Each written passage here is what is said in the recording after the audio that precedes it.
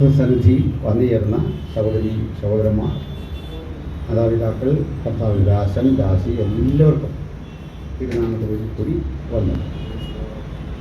നമ്മൾ കഴിഞ്ഞ പകലിൽ വിചിന്തനം ചെയ്ത് നിർത്തിയ ഭാഗത്തു നിന്ന് തുടങ്ങാം.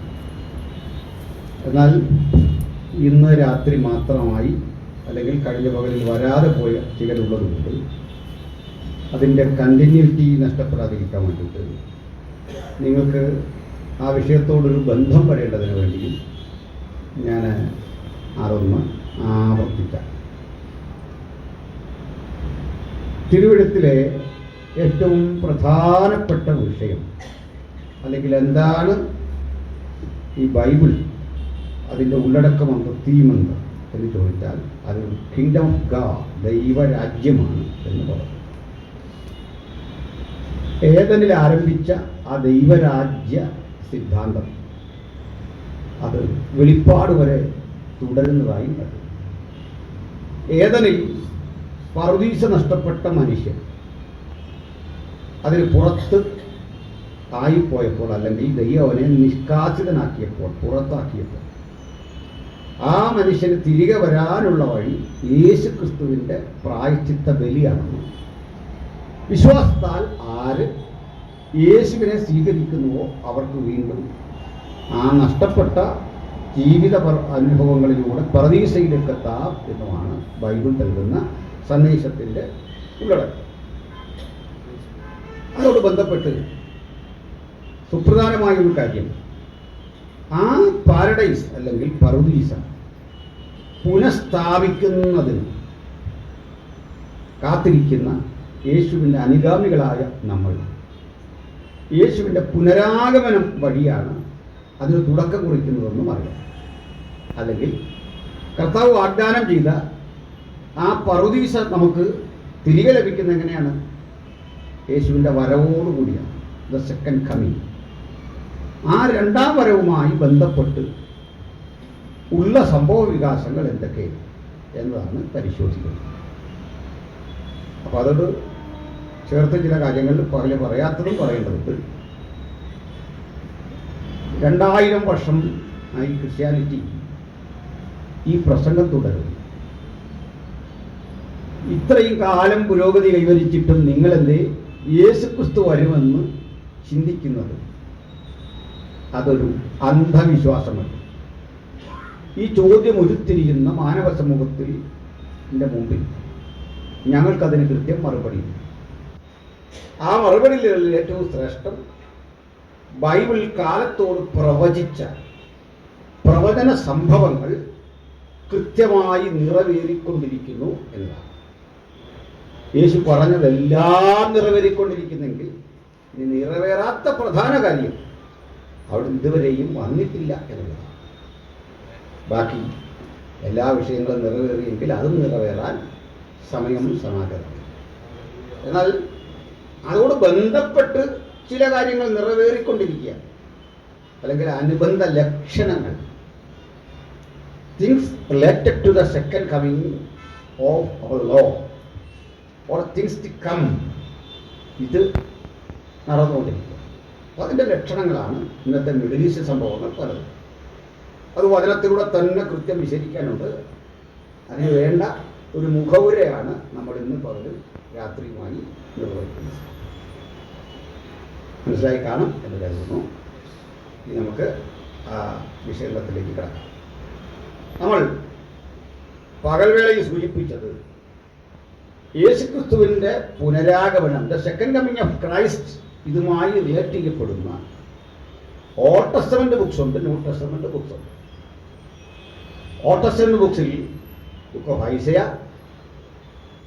Book of Ezekiel and Zechariah, Malachi, ഈ പുസ്തകങ്ങൾ പഴയ നിയമത്തിലാണ്. പുതിയ നിയമത്തിലോ ബന്ധപ്പെട്ട പുസ്തകങ്ങളാണ്. പുതിയ നിയമത്തിലേക്ക് വരുമ്പോൾ ബന്ധപ്പെട്ട ഭാഗങ്ങളാണ്. Matthew chapter 24, Mark chapter 13 and Luke 21. ഇതെല്ലാം അറിയപ്പെടുന്നത് the Olivet discourse of Christ, യേശുവിൻ്റെ ഒലിവുമല പ്രഭാഷണങ്ങൾ എന്നാണ്. ഈ ഒലിവുമല പ്രഭാഷണങ്ങൾക്കൊപ്പം first and second Thessalonians and first and second Peter ഉണ്ട്. First and second Peter, then book of Revelation, ഇതെല്ലാം ഏതാണ്ട് പൂർണ്ണമായി തന്നെ the second coming of Christ ആണ്.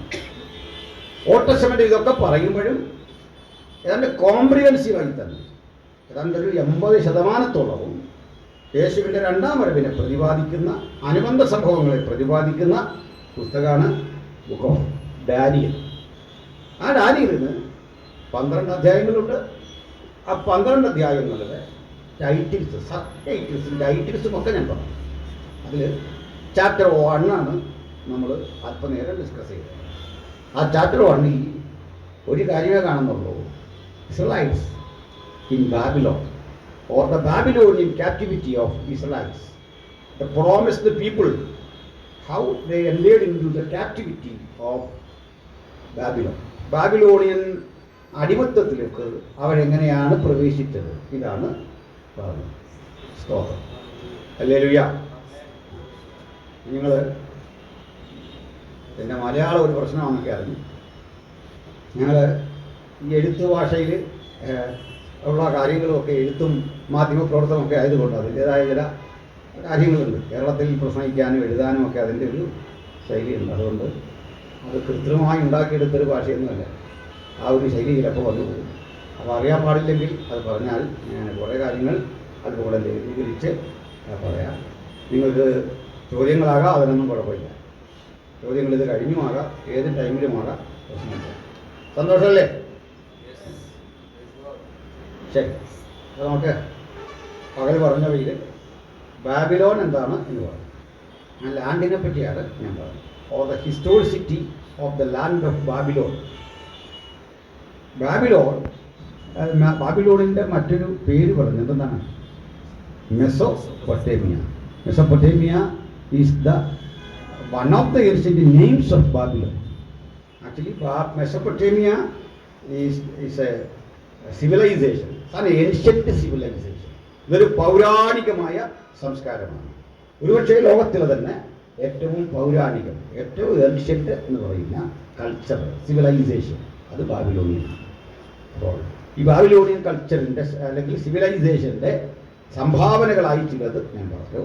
ഫസ്റ്റ് വൺ, അവരാണ് ലോകത്തിന് എഴുത്തുവിദ്യ നൽകിയത്. അവർ എഴുത്തുവിദ്യ അറിയപ്പെട്ടത്, അല്ലെങ്കിൽ റൈറ്റിംഗ്, ആലേഖന വിദ്യ, ഇത് അറിയപ്പെട്ടത് ക്യൂണിഫോം റൈറ്റിങ്സ് എന്നായിരുന്നു.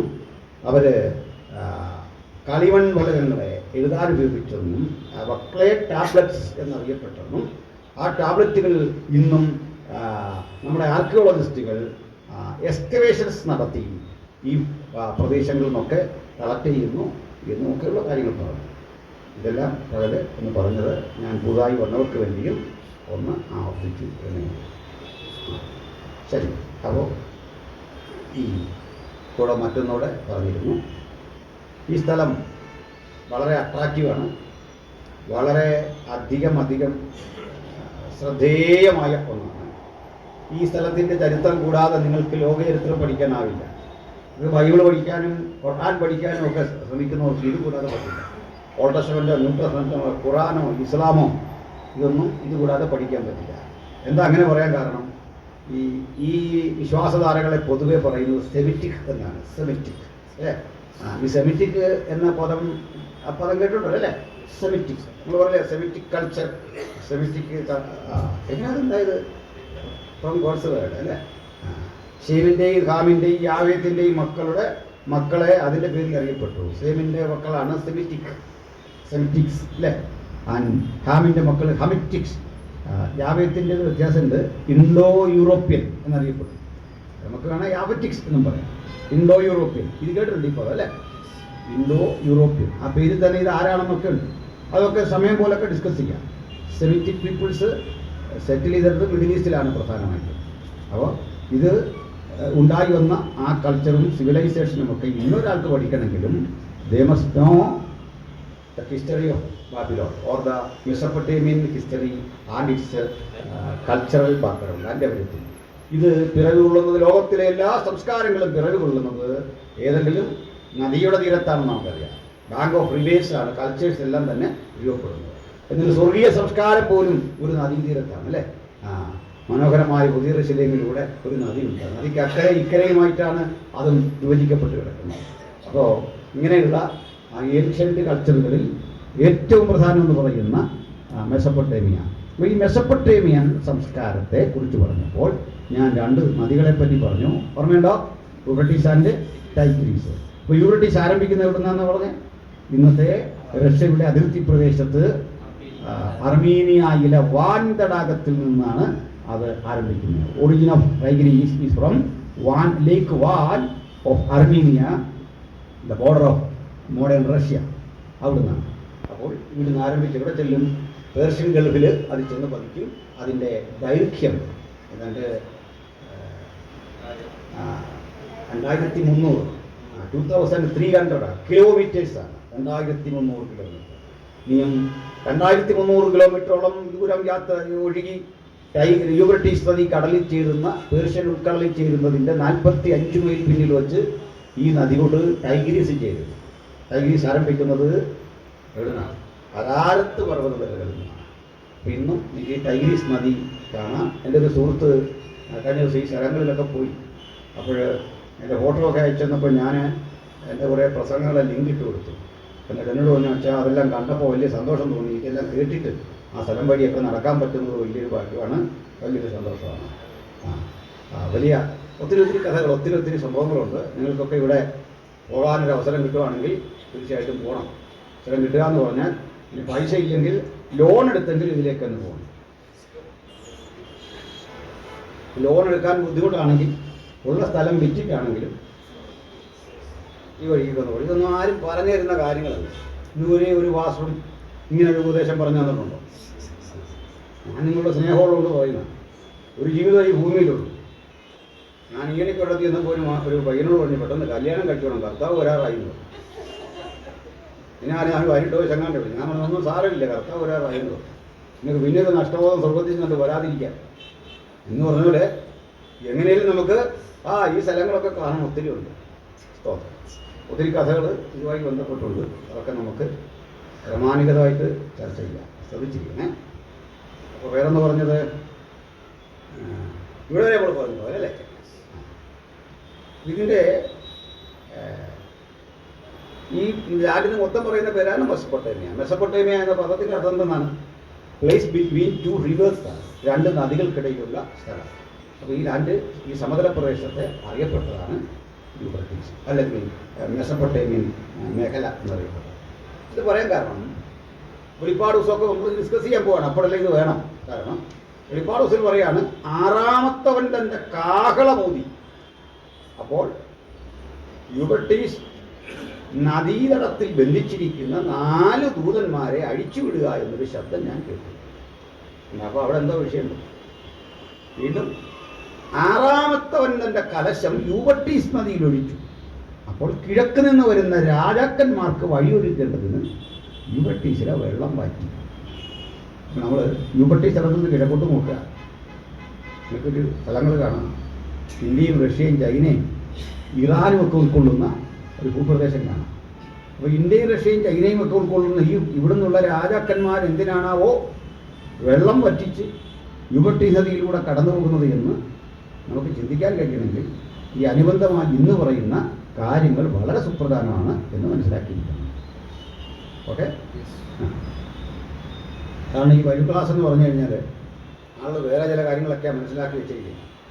ഈ പോയിന്റുകളൊക്കെ തിരിച്ച് നമ്മൾ ചില കാര്യങ്ങൾ പറയും എന്നോർത്താണ് വന്നിരിക്കുന്നത്.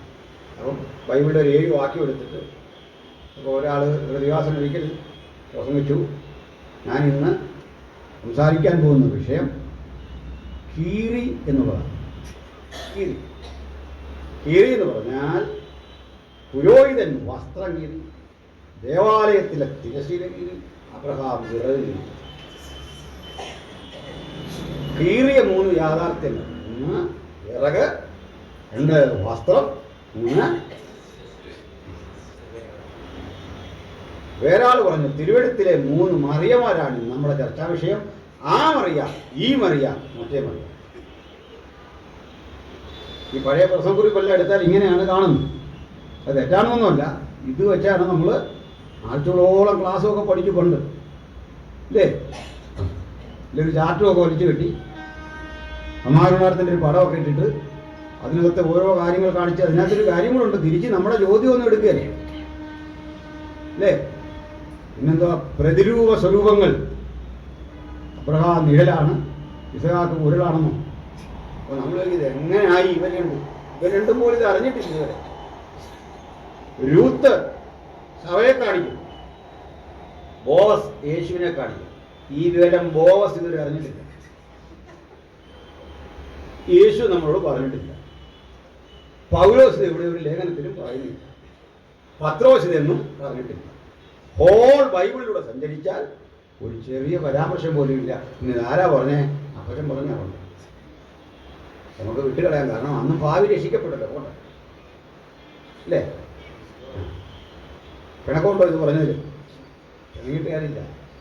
ഞാനൊരു വാക്യം നിങ്ങൾക്ക് തരാം. യെശയ്യാ 43:5 എന്ന് വായിച്ചിട്ട് 46:5 എന്ന് വായിച്ചു. യെശയ്യാ 46:5. നിങ്ങൾ എന്നെ ആരോട് ഉപമിച്ച് സദൃശ്യമാക്കും? ദൈവത്തോട് ഉപമിച്ച് സദൃശ്യമാക്കാൻ പറ്റിയ ഒരാളിനെ പറഞ്ഞു പറ്റുമോ? കർത്താവിനെ ഇന്ന ആളിനോട് ഉപമിക്കുക എന്ന് പറയാൻ, ആരോട് ഉപമിക്കുക എന്ന് പറയുമ്പോൾ നമ്മൾ പറയുക അബ്രഹാമിനോട് ഉപമിക്കുക. യേശുവിനെ ആരോട് ഉപമിക്കുക? ഇസ്ഹാക്കിനോട്. കാരണം കേൾക്കണോ? യേശുക്രിസ്തു ക്രൂശ് ചുമന്നു, ഇസ്ഹാക്ക് വിറക് ചുമന്നു. അങ്ങനെയാണ് ഈ തടിലോട് ചെയ്യുന്ന സീറ്റിക്കാർ എത്രയോ തടി ചുമക്കുന്നു. ചുമട് നടത്തി എന്ന് പറഞ്ഞ് യേശുവിനോട് ഉപമിക്കാവോ? ഇസഹാക്ക് അബ്രഹാമിൻ്റെ ഏകജാതൻ. ഏകജാതനാണെന്ന് ആര് പറഞ്ഞു? മക്കൾ ഇഷ്ടം പോലെ ഉണ്ട് അബ്രഹാമിന്.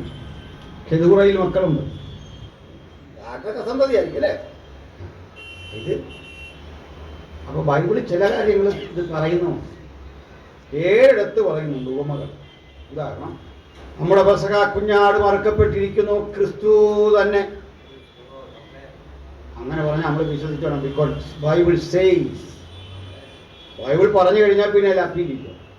ഇത് ദൈവമാകുമ്പോൾ അതാണ്. നിങ്ങൾ എന്നെ ആരോട് ഉപമിച്ച് സാദൃശ്യമാണ്. കഴിവതും ഉപമകൾ ചെയ്യാതിരിക്കുക.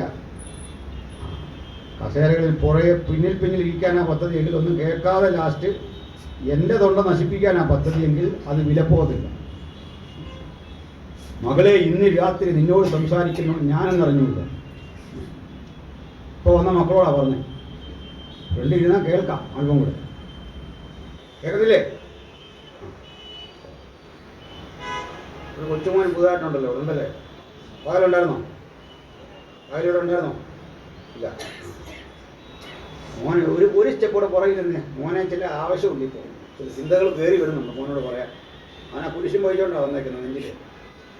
ക്രിസ്തുവിൻ്റെ ആ ക്രൂശ് അടയാളം കൊള്ളാം. ഇത് ശരി. ആ, മുതിർന്ന ഒരാൾക്കും അങ്ങനെ വരാൻ പറ്റിയില്ലല്ലോ. സ്തോത്രം. ഇത് ശരി. കുഞ്ഞിൻ്റെ പേരിനായിരുന്നു മർക്കോസ്. നല്ല പേര്. സ്റ്റാൻലി. സ്റ്റാൻ. ഈ മർക്കോസാണ് അറിയുന്നു. ആ, പോട്ടെ. അപ്പോൾ ശ്രദ്ധിക്കണം, നമ്മൾ എത്തിയ സ്ഥലം. അപ്പോൾ ഇതിനൊരു ചരിത്രത്തോടെ പറഞ്ഞു നമ്മൾ അല്ലേ. എവിടാണിത്?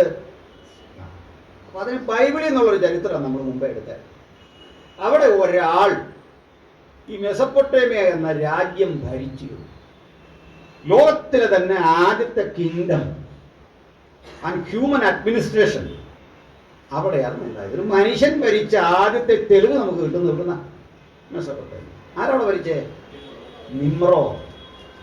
നിമ്രോദ് ഭരിച്ച ആ സ്ഥലത്ത് അവരാരാധിച്ചു വന്നത് ഒരു ദേവനെയായിരുന്നു പ്രധാനമായും. ആരാണത്?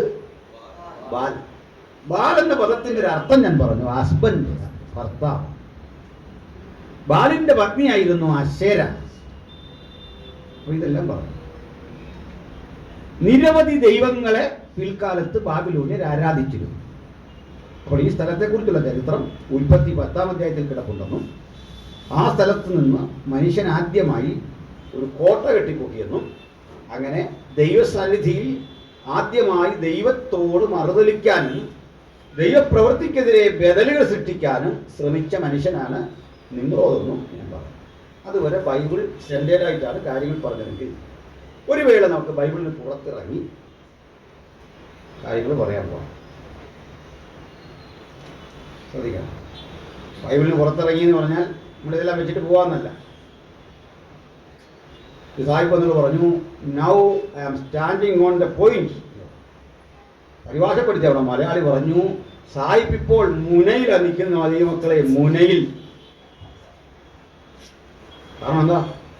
പോയിന്റിലല്ലേ നമ്മൾ സാഹിബ് എവിടാ നിൽക്കുന്നത്? സൂചിയുടെ മുനയിൽ നിൽക്കുകയാണ്. എന്ന് പറഞ്ഞാലാകരുത്, നമ്മൾ ബൈബിളിലോട്ട് പോകില്ല. ആ വിഷയം ഒന്ന് ഗ്രഹിക്കാൻ വേണ്ടിയാണ് ശ്രദ്ധിക്കുന്നത്. ഈ ബാബിലോണിലൊരു പുരാണം, നമ്മൾ ഇന്ത്യക്കാർക്ക് രാമായണോ മഹാഭാരതമൊക്കെ ഉള്ളതുപോലെ അവർക്കൊരു പുരാണം ഉണ്ടായിരുന്നു. ആ പുരാണം എഴുതിയ രാജാവ് ഗിൽഗമേഷ് എന്നറിയപ്പെട്ടു. ഗിൽഗമേഷ് ഹിസ്റ്ററിയിലുണ്ട്. ഗിൽഗമേഷ്, ഈ ഗിൽഗമേഷ് എഴുതിയ എപ്പിക്കായതുകൊണ്ട് this epic is known as Gilgamesh epic, Gilgamesh പുരാണം എന്നറിയപ്പെട്ടു. ഈ ഗിൽഗമേഷ് പുരാണം നിമ്രോദിന് ശേഷം വന്ന രാജാവായ അനേക നാളുകൾ കഴിഞ്ഞ് വന്ന ആളെഴുതിയ അതിൽ ആ പുരാണത്തിലെ വീരനായകൻ ആരാണ്? ഈ നിമ്രോദാണ്. ഓക്കെ, പുരാണങ്ങളിലെല്ലാം ഓരോ നായകനാണ്. അത് രസകരമാണ്. രാമായണത്തിൽ ആരാ നായകൻ? രാമ അല്ലേ? അപ്പോൾ ഇനി രസകരമായ കാര്യം, ഈ ലങ്കയിൽ ചെന്ന നേരെ തിരിച്ചാണ്. അവിടെ രാവണനാണ് ധീരൻ. അവർക്ക് ഇഷ്ടം രാവണനെയാണ്. ഈ പ്രശ്നം ഉണ്ടാക്കാൻ കാരണം എന്തെന്ന് വെച്ചാൽ, ഈ ലങ്കയിൽ നിന്നൊരു പെണ്ണിനെ അങ്ങോട്ട് കെട്ടിച്ചു വിട്ടാണ് സീതയെ. അവർ വേണ്ടപ്പെട്ടവരായിരുന്നു. ആ പെണ്ണിനെ കാട്ടിലേക്ക് വിട്ടു എന്ന് അറിഞ്ഞപ്പോൾ രാവണൻ വന്ന് പ്രശ്നം ഉണ്ടാക്കിയതില്ല, മാന്യമായിട്ടാണ് കൊണ്ടുപോയത്. നല്ല ഒന്നാം തരം വിമാനത്തിലാണ് കൊണ്ടുപോയത്. അക്കാലത്ത് ദൈവങ്ങൾ പറയും, എലിയുടെ പുറത്തും പുലിയുടെ പുറത്തും സഞ്ചരിക്കുന്ന കാലത്ത് രാവണൻ മാന്യമായിട്ടാണ് കൊണ്ടുപോയത്. ശരിയല്ലേ? അപ്പോൾ അവർക്ക് ഗോഡ് ആരാ? രാവണ. തമിഴ്നാട്ടിലൊക്കെ രാവണയ്ക്കാണ് പ്രാധാന്യം. ഗോഡ് രാവണ. ഓർത്തം രാവണ ഗോഡ് അതിൻ്റെ വില്ലൻ എന്ന് പറയുന്ന ആരാണ്? രാമൻ.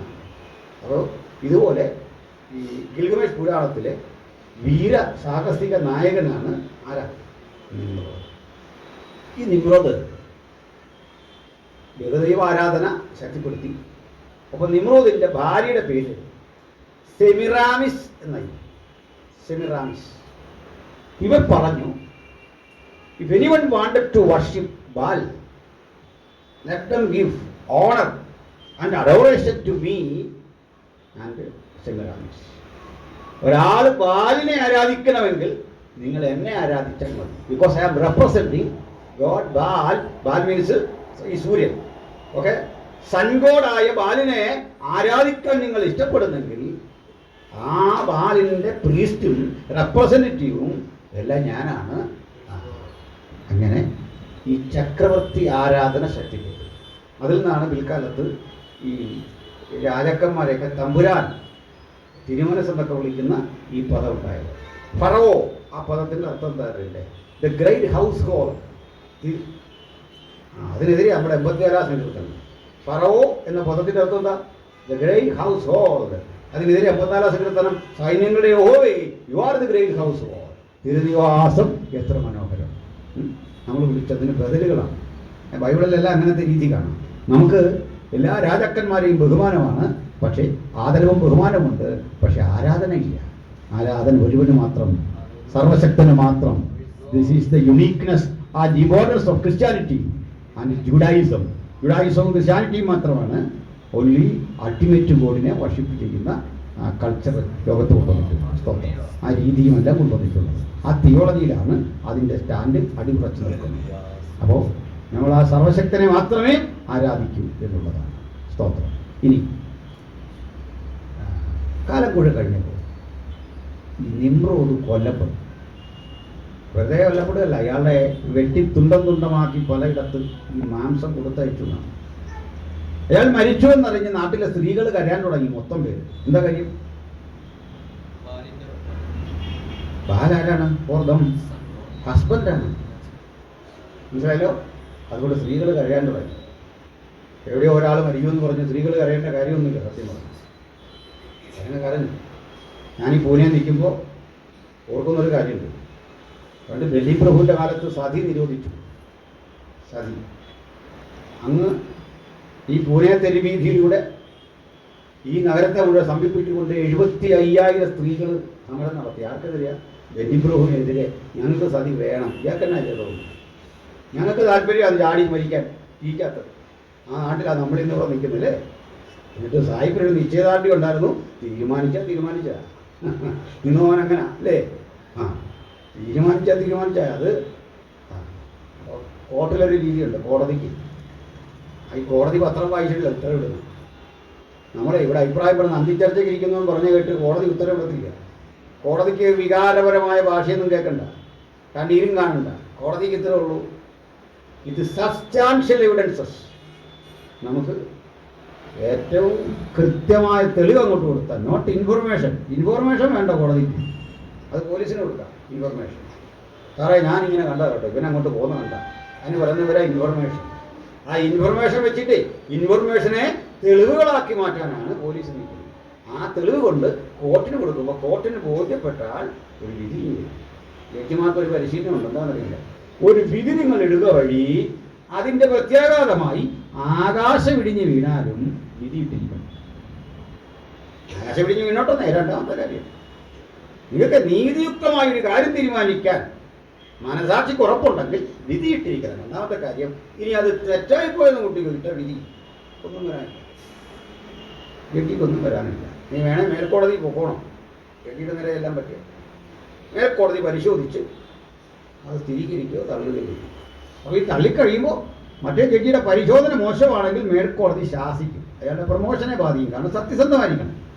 മൈടാണ് പത്ത് മേൽക്കോടതി ശാസിക്കും കീഴ്ക്കോടതി. പക്ഷെ അയാൾക്ക് വേറൊന്നും സംഭവിക്കില്ല, ജോലി പോവില്ല, അയാളെ ഉപദ്രവിക്കാൻ പറ്റില്ല, ഹസ്ബൻഡ് ചെയ്യാൻ പറ്റില്ല.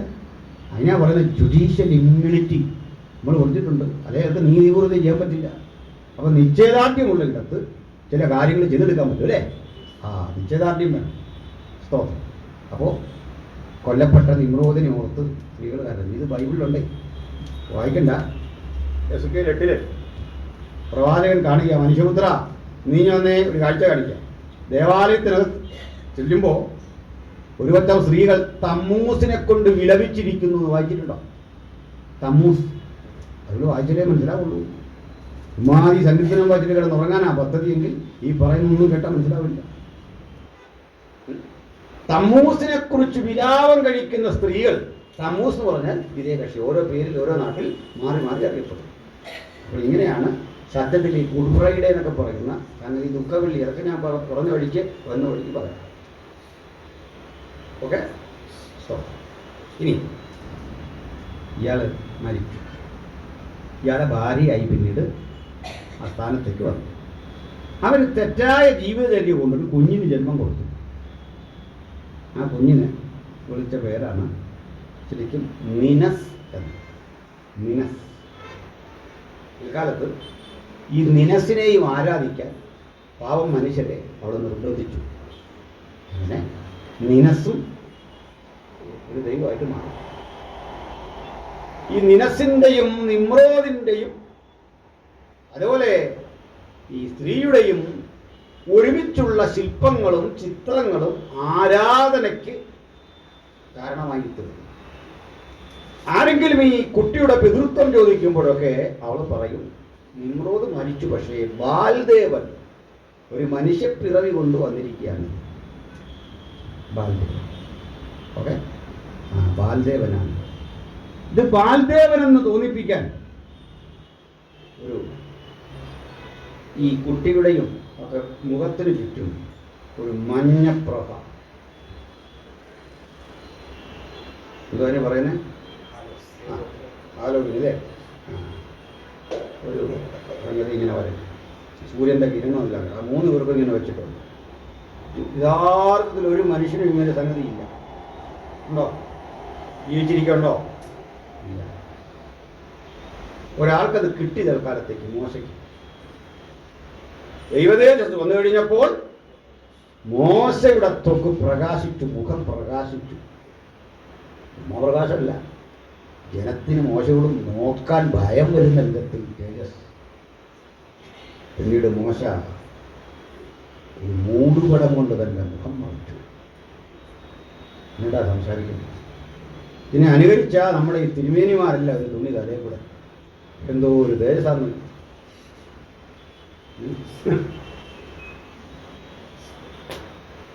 മനസ്സിലായോ? മൂടുപടമൊക്കെ ഇട്ടിട്ടുണ്ട്, പക്ഷേ തേജസ്സില്ല. അതാ കുഴപ്പം. വ്യത്യാസമൊക്കെ ബാക്കിയെല്ലാം കറക്റ്റാണ്. അപ്പോൾ ബാക്കി ആർക്കും ഇങ്ങനെ അവനെ വന്നത് ഈ സെമിറാമിസിൻ്റെ കുട്ടിയെ കൂടി ആരാധിക്കാൻ ബാധ്യസ്ഥരാണ്. അത് ഈ ടെറാക്കോട്ടയിലും സ്വർണത്തിലും കല്ലിലും ഒക്കെ ശില്പം കൊത്തിവെച്ചു. അടുത്ത കാലത്തും ഇറാഖിൻ്റെ പരിസര പ്രദേശങ്ങളിൽ നടത്തിയ എക്സ്കവേഷൻസ് വഴി 86 altars and 136 temples of Baal and Semiramis ഇത് കണ്ടെത്തി. ഇതെല്ലാം അവിടെ ഉണ്ട്. 36 ആൾട്ടറുകൾ, യാഗപീഠങ്ങളും 136 ക്ഷേത്രങ്ങളും കണ്ടെത്തി. അവിടെ എല്ലാം ഈ ശില്പമുണ്ട്. അതൊക്കെ അപ്പനെന്ന് തോന്നിപ്പിക്കുന്ന വിധം നമ്മുടെ നിമ്രോദും തൻ്റേതല്ലാത്ത കുട്ടിയായ മിനസും ഭാര്യയായ സെമിറാമിസ്, അവർക്ക് വേറൊരു പേരുണ്ടായിരുന്നു ഇഷ്ടാർ. ഈ ഇഷ്ടാറിൽ നിന്നാണ് ഈസ്റ്റർ എന്ന പദമൊക്കെ പറയുന്നത്. ഇഷ്ടർ. അപ്പോൾ ഇവരുടെ ഈ ചിത്രങ്ങളുണ്ട്. ചേക്ക് എന്തിനാ പറഞ്ഞേ? ഇതൊക്കെ ഇപ്പോൾ ശില്പങ്ങളായിട്ട് ബ്രിട്ടീഷ് മ്യൂസിയത്തിലൊക്കെ ഇരിപ്പുണ്ട്. ഇത്തരം ധാരാളം. ഇത് കാണാൻ വേണ്ടി നിങ്ങൾ പണം മുടക്കി ബ്രിട്ടൻ വരെ പോകണമെന്നില്ല.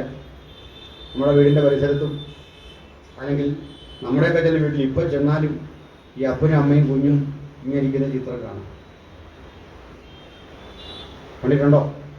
ഇത് കാണുമ്പോഴേ ഭക്തൻ മനസ്സിലാക്കിക്കൊണ്ടിരിക്കണം, അത് ഔസേബുലിതാവല്ല,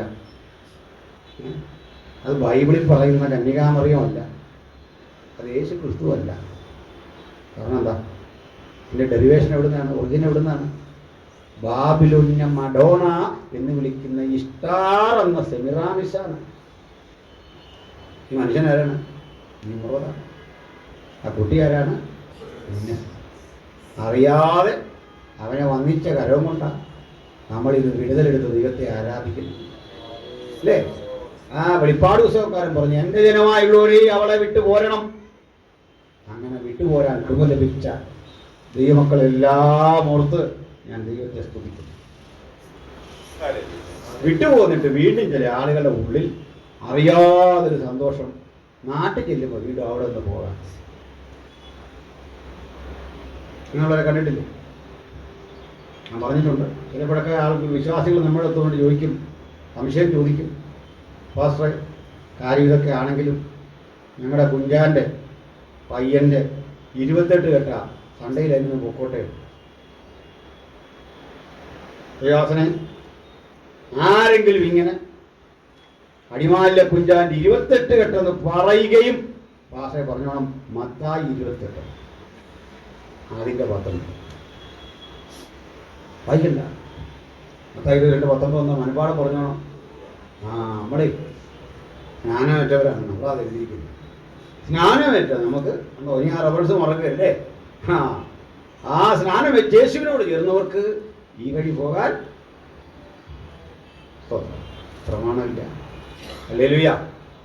പോകട്ടെ. അങ്ങനെ ആണ് ഈ ബാബിലോണിയ ചരിത്രം. അവിടെ ഒത്തിരി ഇത്തരത്തിലുള്ള വിഗ്രഹാരാധനയുടെ മടിത്തട്ടായിരുന്നു. ഞാനിത് ഒത്തിരി പറഞ്ഞു. പകലും കൂടെ ആയപ്പോൾ ഏതാണ്ട് കറക്റ്റായി, എല്ലാവർക്കും പിടിക്കും. ഇനി നമുക്ക് വേഗത്തിൽ പോകാം. നമ്മൾ ആവശ്യത്തിലധികം ഇവിടെ എക്സ്പ്ലെയിൻ ചെയ്ത് കഴിഞ്ഞു. ഞാനിത്ര എക്സ്പ്ലെയിൻ ചെയ്യാൻ കാരണം ഒരു പരമപ്രധാന സത്യം പറയാനാണ്. ഒരു കൊച്ചുമോനോട് വന്നല്ലോ, മോനെമ്പോ കണ്ടില്ലല്ലോ. അവൻ്റെ പേരെന്നാ? ജോയൽ. പോകുന്ന ആളാണോ? ആത്മാക്കളെ ദൈവം തന്നുകൊണ്ടിരിക്കുക. ജോലിനെ മനസ്സിലാകുന്നുണ്ട് ഇവിടെ. ജോലിനെ മനസ്സിലാകുന്ന ഇവിടെ ഒരാൾ നിൽപ്പുണ്ടെന്ന് മനസ്സിലായല്ലേ? ഉപദേശിച്ചപ്പോൾ നിൽപ്പുണ്ടെന്ന് വിളിക്കുന്നു. അപ്പോൾ ജോലെ ശ്രദ്ധിച്ച് നമ്മൾ ഒത്തിരി ഇവിടെ നിന്ന് പറയാൻ കാരണം നമ്മുടെ ഒരു അപ്പച്ചൻ ഇടയ്ക്ക് നമ്മുടെ വേണ്ടപ്പെട്ട അപ്പച്ചൻ ഇവിടെ കിടപ്പുണ്ടോ, അതിൻ്റെ പേര് അബ്രഹാം എന്നാണ്. അബ്രഹാം ജീവിച്ചിരുന്ന എവിടെ? എവിടാ? ആ മെസപ്പൊട്ടേമിയയിലെ ഊരിൽ. ഇതെവിടെയാണ്? മെസപ്പൊട്ടേമിയയിലെ ഊരിലാണ് അബ്രഹാം പാർത്തിരുന്നത്. ഊർപ്പട്ടണം ഒരു മെസപ്പൊട്ടേമിയൻ ലാൻഡാണ്. തെളിവ് വീഴുന്നവര് കുറിച്ചിടുകയോ ഓർത്തിരിക്കുകയോ ചെയ്യുക. അപ്പോസ്തല പ്രവൃത്തി 8:2 അങ്ങോട്ട് വായിച്ചു വരുമ്പോൾ അവിടെ നമ്മുടെ സ്തെഫാനോസിന്റെ പ്രസംഗമുണ്ട്. എന്തെന്നാ? സഹോദരന്മാരും പിതാക്കന്മാരുമായ പുരുഷന്മാരെ, നമ്മുടെ പൂർവ്വപിതാവായ അബ്രഹാം ഹാരാനിൽ വന്നു പാർക്കും മുമ്പ് മെസപ്പൊട്ടേമിയയിലായിരുന്നപ്പോൾ തേജോമയനായ ദൈവം അവന് പ്രത്യക്ഷനായി. എന്തൊരു സന്തോഷമാണ്! വിഗ്രഹാരാധന മടിത്തട്ടിൽ നാനാർ എന്ന ചന്ദ്രദേവതയ്ക്ക് സമർപ്പിച്ച നഗരമായിരുന്നു ഊർപ്പട്ടണം. ഓക്കെ, ചന്ദ്രദേവയുടെ പേരെന്താ? നാനാർ. ഓരോ സ്ഥലങ്ങളിൽ ഓരോ പേരിൽ അത് അറിയപ്പെട്ടു. ചെറിയ ചന്ദ്രനെ സ്ത്രീയായി കണ്ടപ്പോൾ വേറെ ചെല്ലു പുരുഷനായി കണ്ടു. ഇങ്ങനെയാ ഞാൻ പറഞ്ഞു. മെസപ്പൊട്ടേമിയയിൽ ചന്ദ്രദേവനെ മൊത്തത്തിൽ വിളിച്ച പേര് വാദ് എന്നായിരുന്നു പറഞ്ഞു. ആ വാദ് ദേവൻ തന്നെയാണ് അല്ലാഹ് എന്ന് അറബികൾ വിളിച്ച ലാഹ് ദേവൻ അഥവാ അള്ളാഹ്. ഓക്കെ, അതുകൊണ്ട് നമ്മളൊക്കെ ചിലപ്പോഴെങ്കിലും തെറ്റിദ്ധരിച്ചിട്ടുണ്ട്. ഈ അല്ല ആൻഡ് യഹോവ, യഹോവ എന്നതിൻ്റെ ആ ശരി പേര് അല്ലെങ്കിൽ അതിൻ്റെ അറബി ടേവാണ് അള്ളാഹ് എന്നല്ല. അപ്പോൾ അറബി ബൈബിളിൽ അങ്ങനെ ഉണ്ടല്ലോ, അത് തിരുത്തേണ്ടതാണ്. പരിഭാഷയിൽ അങ്ങനെ ഉണ്ടെന്ന് കരുതി യാഥാർത്ഥ്യം അതല്ല. ബൈബിളിൽ ദൈവത്തിൻ്റെ പേരെങ്ങനെയാ പറയേണ്ടതെന്ന് അറിയില്ല. യാഹ്വേ. Okay, Yahweh. യഹോവ എന്ന് പറഞ്ഞാലും കുഴപ്പമില്ല, പക്ഷെ പൂർണ്ണമായ ശരി എങ്ങനെ? യാഹ്വേ. യഹോവ എന്ന് പറഞ്ഞാൽ തെറ്റാകാത്ത, പൂർണ്ണമായ ശരിയാകാത്ത എങ്ങനെയാണെന്ന് വെച്ചാൽ എബ്രായ ഭാഷയിൽ വൗവൽസ് ഇല്ല. കൃത്രിമമായി പിൽക്കാലത്ത് ഉച്ചാരണത്തിന് വേണ്ടി ഈ അയ്യോയ്ക്ക് തത്തുല്യമായ ചിഹ്നങ്ങൾ പിന്നെ ഉണ്ടാക്കി. ആ ചിഹ്നം വെച്ച് യാഹ്വേയുടെ ഇടയ്ക്ക് ഇട്ടപ്പോൾ യഹോയായി. ശരിക്കും എങ്ങനെ പറയണം? യാഹ്വേ. ഇംഗ്ലീഷ് എഴുതുന്നവർ YHWH എന്ന് ക്യാപിറ്റലിൽ തന്നെ എഴുതണം. ഓക്കെ, ഇംഗ്ലീഷിൽ എഴുതുന്ന ആളുകൾ ദൈവത്തെക്കുറിച്ച് ദൈവം എന്ന് എഴുതുമ്പോൾ GOD മൊത്തം ക്യാപിറ്റലായിരിക്കണം. യഹോവ ദൈവം എഴുതാൻ മൊത്തം ക്യാപിറ്റലായിരിക്കണം. നിങ്ങൾ ഉദ്ദേശിക്കുന്ന ആൾ കർത്താവായ യേശുക്രിസ്തുവെങ്കിൽ G ക്യാപിറ്റലും OD സ്മോളുമാണ്. ഓക്കെ, KJV വായിച്ചാൽ നിങ്ങൾക്ക് ആ വ്യത്യാസം മനസ്സിലാവും. LORD മുഴുവൻ ക്യാപിറ്റൽ ആണെങ്കിൽ ആളാരാ? യഹോവയായ ദൈവം. ഓക്കെ, L മാത്രം ക്യാപിറ്റൽ, ORD സ്മോൾ ആണെങ്കിൽ നമ്മുടെ കർത്താവായ യേശുക്രിസ്തു. ഓക്കെ, LORD മൊത്തം സ്മോൾ, GOD മൊത്തം സ്മോൾ ലെറ്റേഴ്സ് ആണെങ്കിൽ മനസ്സിലാക്കിക്കൊള്ളണം, പക്ഷേ അയ്യപ്പൻ മുഴുവൻ. ഡെയ്റ്റീസിനെയാണ് ബൈബിൾ അങ്ങനെ വിശേഷിപ്പിക്കുന്നത്. എത്ര തോന്നോ? ചിലപ്പോഴൊക്കെ നമുക്കൊന്ന് ഇതെന്താ ഇങ്ങനെ വന്ന് അങ്ങനെ ഇതാ അതിൻ്റെ കാരണം. ഡെയ്റ്റീസാണ്, ലോക്കൽ ഗോഡസസ് ആണ് അല്ലേ? ബൈബിളിലൊരു ഭാഷാ നിയമമാണ്, പരിഭാഷാ നിയമമാണ്. എനിവേ, അപ്പോൾ നമ്മുടെ അബ്രഹാം ജീവിച്ചിരുന്ന അബ്രഹാം ജീവിച്ചിരുന്ന ഊർപ്പട്ടണം എക്സ്കവേറ്റ് ചെയ്ത് ഉത്ഖനനം നടത്തി കിട്ടിയ ചില തെളിവുകളുണ്ട്. പുരാവസ്തു ഗവേഷണം 25 ഏക്കർ ചതുരം വരുന്നൊരു പട്ടണം. ആ പട്ടണത്തിൽ മനുഷ്യൻ നിർമ്മിതിക്ക് ഇഷ്ടികകൾ ഉപയോഗിച്ചിരുന്നു എന്നാണ്. ഇഷ്ടികകൾ പോലും കിട്ടിയിട്ടുണ്ട്. അത് ചൂളയിൽ ചുട്ടെടുത്ത ഇഷ്ടികകളായിരുന്നു എന്ന് പഠനം. ഇവ കൂടാതെ ഇവരുടെ സ്ഥലങ്ങൾക്ക്, വാസസ്ഥലത്തിന് ദൂരെ മാറി മലിനജലം ഒഴുകിപ്പോയി ശേഖരിക്കപ്പെടാനുള്ള ഡ്രെയിനേജുകൾ ഭംഗിയുള്ളതായിരുന്നു. അത്ര ശുദ്ധിക്ക് പ്രാധാന്യം കൊടുത്ത മനുഷ്യരാണ് അവർ. ധാന്യങ്ങൾ സൂക്ഷിച്ചു വെച്ചിരുന്ന ധാന്യപ്പുരകൾ, ആയുധപ്പുരകൾ ഇവയെല്ലാം കണ്ടെത്തി. കൂടാതെ നാനാർ എന്ന ചന്ദ്രദേവതയ്ക്ക് വേണ്ടി രൂപപ്പെടുത്തിയ ക്ഷേത്രങ്ങൾ, ഭണ്ഡാരഗൃഹങ്ങൾ ഇവയുടെ അവശിഷ്ടങ്ങൾ കണ്ടെത്തി. അന്നത്തെ അളവ് തൂക്ക പാത്രങ്ങൾ കണ്ടെത്തി. അന്നത്തെ ആധാരങ്ങൾ കണ്ടെത്തി. ഓടുകളിലും ശിലകളിലുമൊക്കെ എഴുതിയ ഡോക്യുമെന്റ്സ്, രസീറ്റുകൾ ഇതെല്ലാം കണ്ടെത്തി.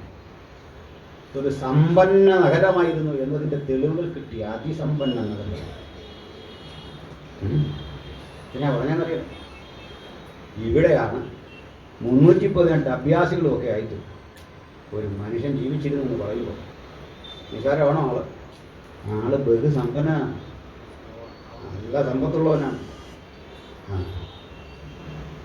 നല്ല കാശുകാരൻ, നല്ല സമ്പന്നൻ. പക്ഷേ ഇയാൾ ഒരു ദിവസം ഒരു ശബ്ദം കേട്ടു, അബ്രഹാമേ, ഞാൻ നിന്നെ കാണിപ്പാനിരിക്കുന്ന ദേശത്തേക്ക് പോകും. ആ ഒറ്റ ശബ്ദത്തിൻ്റെ മുമ്പിൽ തനിക്കുള്ളതെല്ലാം കളഞ്ഞു അബ്രഹാം ഇറങ്ങി പുറപ്പെട്ടൊരു യാത്ര. ചിലപ്പോഴൊക്കെ ദൈവശബ്ദം അങ്ങനെയാണ്. ആ ശബ്ദം പെട്ടെന്ന് വിശ്വസിക്കാൻ കഴിയില്ല. പക്ഷെ ആ ശബ്ദം ഹൃദയത്തിൽ തന്ന അലയൊലികളുടെ ഒരു പ്രചോദനം നമ്മളൊരു കാര്യം പറയും, ആ കേട്ടത് ദൈവത്തിൻ്റെ ശബ്ദമാണ്. ഇറങ്ങി പുറപ്പെടുക. എല്ലാം നഷ്ടപ്പെടുത്തി അബ്രഹാം. ഇതെല്ലാം കളഞ്ഞ് ടൂറിൽ ഒരു രാജകുമാരനെ പോലെ ജീവിച്ചവൻ ഭാര്യയും തൻ്റെ പ്രിയപ്പെട്ടവരെയൊക്കെ കൊന്നു, അത്യാവശ്യം വരുന്നവരെയൊക്കെ കൊന്നു ഒരു യാത്ര. പോകുന്ന പോക്കിലെ അബ്രഹാം ചില യുദ്ധങ്ങൾ കണ്ടു. അതിൽ നീ സോദോം രാജാവുമൊക്കെ ആയിട്ട് ഒരു അലയൻസ് ഉണ്ടാക്കിയിട്ട് യുദ്ധം നടക്കുന്നു. യുദ്ധത്തിൽ സോദോം രാജാവ് ജയിച്ചപ്പോൾ അദ്ദേഹം അബ്രഹാമിന് ചില വിശേഷപ്പെട്ട സമ്മാനങ്ങളും യുദ്ധമുതലിൻ്റെ ഓഹരിയുമൊക്കെ കൊണ്ടുകൊടുത്തു. 11 അധ്യായത്തിൽ 11 അധ്യായത്തിലെ സംഭവമാണ്. അബ്രഹാം എന്ന് പറഞ്ഞു, അങ്ങനെ നീ തന്നിട്ട് അബ്രഹാം അനുഗ്രഹിക്കപ്പെട്ടു എന്ന് നാളെ പറയാതിരിക്കേണ്ടത്. നീ തരുന്നൊരു നാണയം, നിന്റെ ചെരുപ്പുവാറ് പോലും എനിക്ക് വേണ്ട. എന്തൊരു മനസ്സല്ലേ! ആ മനസ്സാണ് ഭക്തന് വേണ്ടത്. നമുക്ക് അനുഗ്രഹിക്കപ്പെടാൻ ദൈവം ഒരു വഴി വെച്ചിട്ടുണ്ടല്ലേ. അതിന് വളഞ്ഞ വഴികളില്ല. ജോലിയെടുക്കാൻ സമർപ്പിതരായ കുഞ്ഞുങ്ങളെ ദൈവം തരുന്ന ചെറിയ ശമ്പളത്തിലും ജീവിച്ചോണം. വളഞ്ഞ വഴിക്ക് പൈസ ഉണ്ടാക്കില്ല. വലിയൊരു അനുഗ്രഹമല്ലേ. കഴിഞ്ഞ ദിവസം നമ്മുടെ കേരളത്തിൽ 1600 രൂപ വെച്ച് സർക്കാർ പാവങ്ങൾ കൊടുക്കുന്നുണ്ട്. UGC വാങ്ങുന്നവനും അത് പോയി മേടിച്ചേക്കും. ഈ കാശിനോടുള്ള മനുഷ്യൻ്റെ ആർത്തി. ഈ 1600 രൂപ എന്തിനുണ്ട്? റെസ്റ്റോറൻറ്റിൽ കയറി ചായ കുടിക്കാനുള്ളതില്ല. ലക്ഷങ്ങൾ സാലറി കിട്ടിയാലും ഇവനിത് മേടിച്ചേ പറ്റൂ. എന്തൊരു മാനസികാവസ്ഥയാണ്! വല്ലാത്തൊരവസ്ഥ. അബ്രഹാം പറഞ്ഞു, ഇതല്ല, ഇതങ്ങോട്ട് പറഞ്ഞു തീരുകയും 13 അധ്യായം ബൈ ചാൻസിൽ തീർന്നു പോയതാ. പക്ഷെ 14 തുടങ്ങുന്നതിനാണല്ലോ. അബ്രഹാമേ, ഞാൻ നിന്റെ അതിമഹത്തായ പ്രതിഫലം. എന്നൊക്കെ നമുക്കതിനെ വാക്യമല്ലേ. നമുക്കിന്ന് രാത്രി ഈ ദൂത് ഏറ്റെടുക്കണം. നീയാണ് എൻ്റെ അതിമഹത്തായ പ്രതിഫലം. ഞാൻ ചിലതൊക്കെ ത്യജിച്ചപ്പോൾ എൻ്റെ പ്രതിഫലം നീയാണ്. ഞാൻ നിനക്ക് പരിചയമാണ്, ഞാൻ നിനക്ക് സഹായകനാണ്. അനുഗ്രഹിച്ചിട്ട് പറയാ, നിന്നിൽ നിന്ന് രാജാക്കന്മാരും എനിക്ക് അനുഭവിച്ചു. ചെറിയ ചില കാര്യങ്ങൾ ത്യജിച്ചപ്പോൾ വലിയ ചില നന്മകളാണ് ഭക്തനെ കാത്തിരുന്നല്ലേ. ചെറിയ ചിലതിനെ ത്യജിക്കാൻ പഠിക്കണം. വലിയ ചില നന്മകൾ നമ്മളെ കാത്തിരിക്കുന്നു. സ്തോത്രം. ഭക്തൻ ഞാൻ പോകുന്ന വഴിക്ക് ഈ 318 അഭ്യാസികളും ആടും മാടും ഇതൊക്കെ ഉണ്ട് കേട്ടോ. ഇവയെല്ലാമായിട്ട് പോകുമ്പോൾ പെട്ടെന്ന് നടന്നങ്ങ് പോവില്ല. കുറേ നാളൊരു സ്ഥലത്ത് താമസിക്കും, പിന്നെ അടുത്ത സ്ഥലത്തേക്ക് പോകും, വെള്ളമുള്ള സ്ഥലങ്ങളിൽ കണ്ടടിക്കും. ഇങ്ങനെയൊക്കെയാണ് യാത്ര. കുറേ നാൾ വിശ്രമിച്ചും ഒക്കെയാണ്. ഇതുവരെ ഈ പോക്ക് കണ്ടോ പല രാജാക്കന്മാരും പറഞ്ഞു, ഇങ്ങനെ നമ്മൾ ഇതിനെ വിറ്റാൽ തങ്ങാൻ സാധ്യതയുണ്ട്, അതുകൊണ്ട് ഇതുവഴി വേണ്ട. അബ്രഹാം കാല് പിടിച്ച് പറഞ്ഞു, ഇങ്ങനല്ല, ഞങ്ങളങ്ങ് പാസ് ചെയ്യത്തേ ഉള്ളൂ, ക്രോസ് ചെയ്തങ്ങ് പോകത്തേ ഉള്ളൂ, ഇവിടെ ഒന്നുമല്ല. ഞാനിതിലും വലിയ സ്ഥലത്തുനിന്ന് വന്നതാണ്. ഈ പൊട്ട മരുഭൂമിയിൽ നിന്ന് എനിക്ക് ആവശ്യമില്ല. നിങ്ങൾ തിരക്കി നോക്കണമെന്നേ. ഞാൻ അങ്ങ് ഊർപ്പട്ടണം വിട്ടിട്ട് വന്നവനാണ്. ഊർപ്പട്ടണം വിട്ടിട്ട് വന്നവൻ ഈ സ്ഥലത്തുള്ള കിടപ്പോകുന്നു. എൻ്റെ ഉള്ളിൽ ദൈവശില്പിയായി നിർമ്മിച്ചത് അടിസ്ഥാനമുള്ളതുമായൊരു നഗരമുണ്ട്. അങ്ങോട്ടാണ് യാത്ര. പോവാണ് വാഗ്ദത്ത ദേശം നോക്കി പോവാണ്. അങ്ങനെ കേട്ടില്ല. 10 രാജാക്കന്മാർ അബ്രഹാമിൻ്റെ വഴി പലയിടത്ത് തടഞ്ഞു. 10 തവണ തടഞ്ഞു. ഒരു കാര്യം മനസ്സിലാക്കിക്കോ, വാഗ്ദത്വം പെട്ടെന്ന് തലേ വന്ന് കയറുകയില്ല, 10 എടുത്തെങ്കിലും അത് തടയപ്പെടും. നമുക്ക് ചിലപ്പോഴൊക്കെ തോന്നും ആലോചന പോലെ എന്താ നടക്കാതെ, ആലോചന പോലെ നടക്കും. ആലോചന എന്തോ അതേ സംഭവിക്കും. പക്ഷെ ഈസിയല്ല, പടപൊരുതി പ്രാപിക്കേണ്ടതാണ് ഓരോ വാഗ്ദത്വം. മര്യാദയ്ക്ക് പറഞ്ഞ് കേൾക്കാതെ വന്നപ്പോൾ അപ്പോഴാണ് ആയുധധാരികളായ അനുചരന്മാരുമായി ചേർന്ന് പടപൊരുതി 10 രാജാക്കന്മാരെയും നിശേഷം തോൽപ്പിച്ചു വാഗ്ദത്ത ഭൂമിയിലെത്തി. അന്ന് അവിടെ ഭരിക്കുന്ന രാജാവിന്റെ പേരായിരുന്നു മൽക്കീസദേക്ക്. നമുക്ക് അധികം പിടി തരാത്തൊരു ക്യാരക്ടറാണ് മൽക്കീസദേക്ക്. അധികം വെളിപ്പെടുത്തില്ല. അങ്ങനെ നമുക്ക് അധികം വെളിപ്പെടുത്താത്ത ചില കാര്യങ്ങൾ വഴി കിടക്കുന്നു. അതിലൊന്ന് ആണ് ഈ മൽക്കീസദേക്ക്. രണ്ടാമതൊരാൾ നമ്മുടെ ഏരിയ എവിടുന്ന് വന്നു എന്നൊരു പിടിയില്ല. ഇത്രയുള്ള ആരാ എവിടുന്നാന്നൊരു പിടിയില്ല. ഇത്ര അറിയാം, തിസ്ബയിൽ നിന്നുള്ള തിസ്ബ്യനായ ഏലിയാവ്, വേറൊന്നുമില്ല. അപ്പനാരാ അമ്മയാരാ ഒരു പിടിയും കിട്ടണ്ട. ഒരു കാര്യം നമുക്കറിയാം, ഏലിയാവ് എവിടേക്ക് പോയി അറിയാലോ. നേരെ മറിച്ച് ഒരു കാര്യമുണ്ട്, മോശ എന്നൊരു ദൈവപുരുഷനുണ്ട്. എവിടുന്ന് വന്നു നമുക്ക് കൃത്യം നല്ല അറിവാണ്. അപ്പനാരാണ്, അമ്മയാരാണ്, ഭാര്യയാണ്, സഹോദരങ്ങളെല്ലാം നല്ല പരിചയം. എങ്ങോട്ട് പോയി നിലവിളില്ല. ശരിയാണോ? അത് സംഭവിച്ചു. മോശ എന്ന ദൈവപുരുഷനെ അടക്കിയ സ്ഥലം എവിടെയെന്ന് ഇന്നു വരെ ആരും അറിയുന്നില്ല. അന്നേരം ഇവിടുന്ന് യാത്ര തിരിച്ച് ഓരോരുത്തർ യോർദാൻ നദിയുടെ ഇക്കരെ ചെന്നിട്ട് ഏതോ ഒരു വല്യപ്പൻ്റെ ശവകുലം കാണിച്ചിട്ട് മോശയുടെ അന്ന് ഫോട്ടോ എടുത്തു പോയി. വിശ്വസിക്കുന്നു. പഴയ ദൈവം എഴുതിയ കാലത്ത് പറയുക, ഇന്നു വരെ ആരും അറിയുന്നില്ല. അപ്പോൾ ഇപ്പൊ കണ്ടുപിടിക്കാൻ പറ്റുമോ? ദൈവം മറച്ചത് അത് കണ്ടുപിടിക്കാൻ പറ്റുമോ? അതുപോലെ ചിലര് ഈ സലാലയിലെ കല്ലറയുടെ മുമ്പിൽ, ഒരു കല്ലറയുടെ മുമ്പിൽ നിന്ന് ഫോട്ടോ എടുത്തിട്ട് പറയും, ഞങ്ങൾ ഇയ്യോബിന്റെ കല്ലറ കണ്ടു മസ്കറ്റിൽ. ബൈബിളിലെ ഇയ്യോബ് ആ പഞ്ചായത്ത് വാർഡ് വഴി പോലും യാത്ര ചെയ്തിട്ടുണ്ട്. വോട്ട് ചെയ്യാൻ പോലും ആ വഴി പോലും. ഇതൊക്കെ ഫ്രെയിം ചെയ്തെടുത്ത കഥകളാണ്. അതും കൊണ്ട് പോയി നിന്നേച്ച് ഇയ്യോബിന്റെ കല്ലറയാണ്. ബൈബിളിൽ ഇയ്യോബിന്റെ അല്ല, വേറെയൊക്കെ പറഞ്ഞു. അവിടെ നിന്നൊക്കെ ഫോട്ടോ എടുത്തത് ദുഃഖിക്കുന്നവർ കാണും ഇപ്പോൾ അല്ലേ. ഫോട്ടോ ഏതാണ്ട് വല്യപ്പൻ്റെ കല്ലറയും കണ്ടിട്ട് വല്യപ്പൻ്റെ ആണോ വല്യമ്മയുടെ ആണോ കന്നാലിയുടെ ആണോ എന്ന് പോലും അറിയും. ബൈബിളിലെ അയ്യോ അവിടെ പോയിട്ടില്ല. നിങ്ങൾ ഈ മാപ്പ് എടുത്തിട്ട് ഊസ്ദേശം എന്നൊക്കെ നോക്കിയാൽ മനസ്സിലാവും അത് അവിടെ അല്ലെന്ന്. പോട്ടെ. അപ്പോൾ പറഞ്ഞെന്തിനാ നമ്മളെവിടെ എത്തി? നമ്മുടെ മൽക്കീസദേക്ക അല്ലേ? മൽക്കീസദേക്കിനെ അബ്രഹാമിനെ എതിരേറ്റു. മൽക്കീസദേക്കിനെ എതിരേറ്റപ്പോൾ തനിക്ക് ലഭിച്ച നന്മയുടെ 10 അബ്രഹാം കൊടുത്തു. മൽക്കീസദേക്ക് അബ്രഹാമിന് ആഹാരമൊക്കെ കൊടുത്തു, അനുഗ്രഹിച്ചു. അത് കണ്ടിട്ട് എബ്രാലേഖന കർത്താവ് പറയാണ്, ഈ അബ്രഹാമിന്റെ ജീനിൽ അന്ന് ദശാംശം വാങ്ങി ശീലമുള്ള ലേവി ഉണ്ടായിരുന്നു, യാക്കോബ്. അബ്രഹാമിന്റെ മകനാണ് യാക്കോബ്. യാക്കോബിന്റെ മകനാണ് ലേവി, പുരോഹിതൻ. പുരോഹിതന്റെ ജീനും ഉള്ളിലുള്ള അബ്രഹാം മൽക്കീസദേക്കിനെ അങ്ങോട്ട് കൊടുത്തെങ്കിൽ ആള് ചെറിയ പുള്ളിയാണോ എന്ന് അബ്രാലേഖനം ചോദിക്കുന്നു. വാങ്ങി ശീലമുള്ള ലേവി കൊടുത്ത് ശീലിച്ചെന്നാണ്.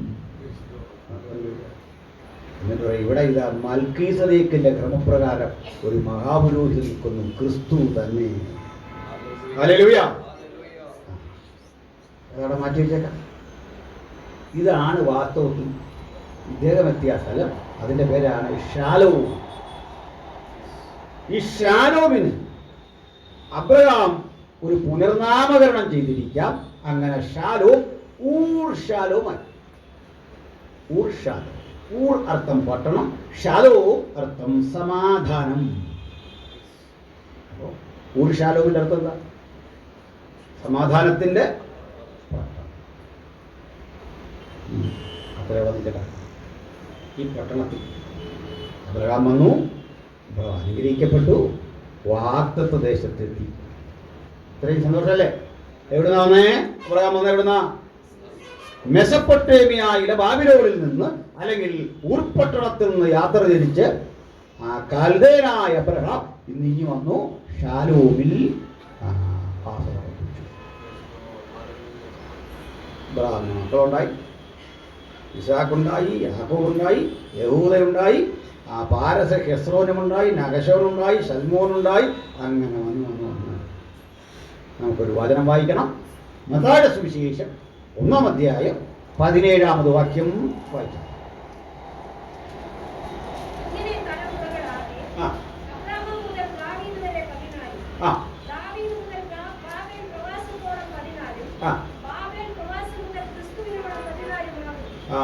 ഒന്നുകൂടെ വായിക്കേണ്ടി വരും, ഒന്ന് കേട്ടാട്ടെ. ഇങ്ങനെ തലമുറകൾ 14-ലെത്തുമ്പോഴേക്കൊരു കണക്ക്.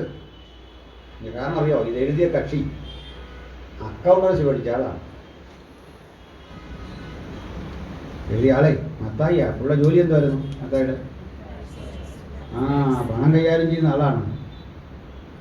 രാശി കൈകാര്യം ചെയ്ത് ശീലമുള്ള ആളിന് അക്കൗണ്ടൻസി പഠിക്കുന്ന കുഞ്ഞുങ്ങളെ ഒരു കാര്യം മനസ്സിലാക്കിയോ, അക്കൗണ്ടൻസി പഠിച്ചവന് അവൻ കൂട്ടുന്നുമില്ല, കുറയ്ക്കുന്നുമില്ല, ഗുണിക്കുന്നുമില്ല, ഹരിക്കുന്നുമില്ല. എന്താ ചെയ്യുന്നത്? നമ്മൾ ചെലവ് ചെയ്തതെല്ലാം പുള്ളി അടുക്കി പെറുക്കി റെഡിയാക്കി വെക്കുക. നമ്മുടെ ഡിസോർഡറാണ് ചെലവ് ചെയ്തത്.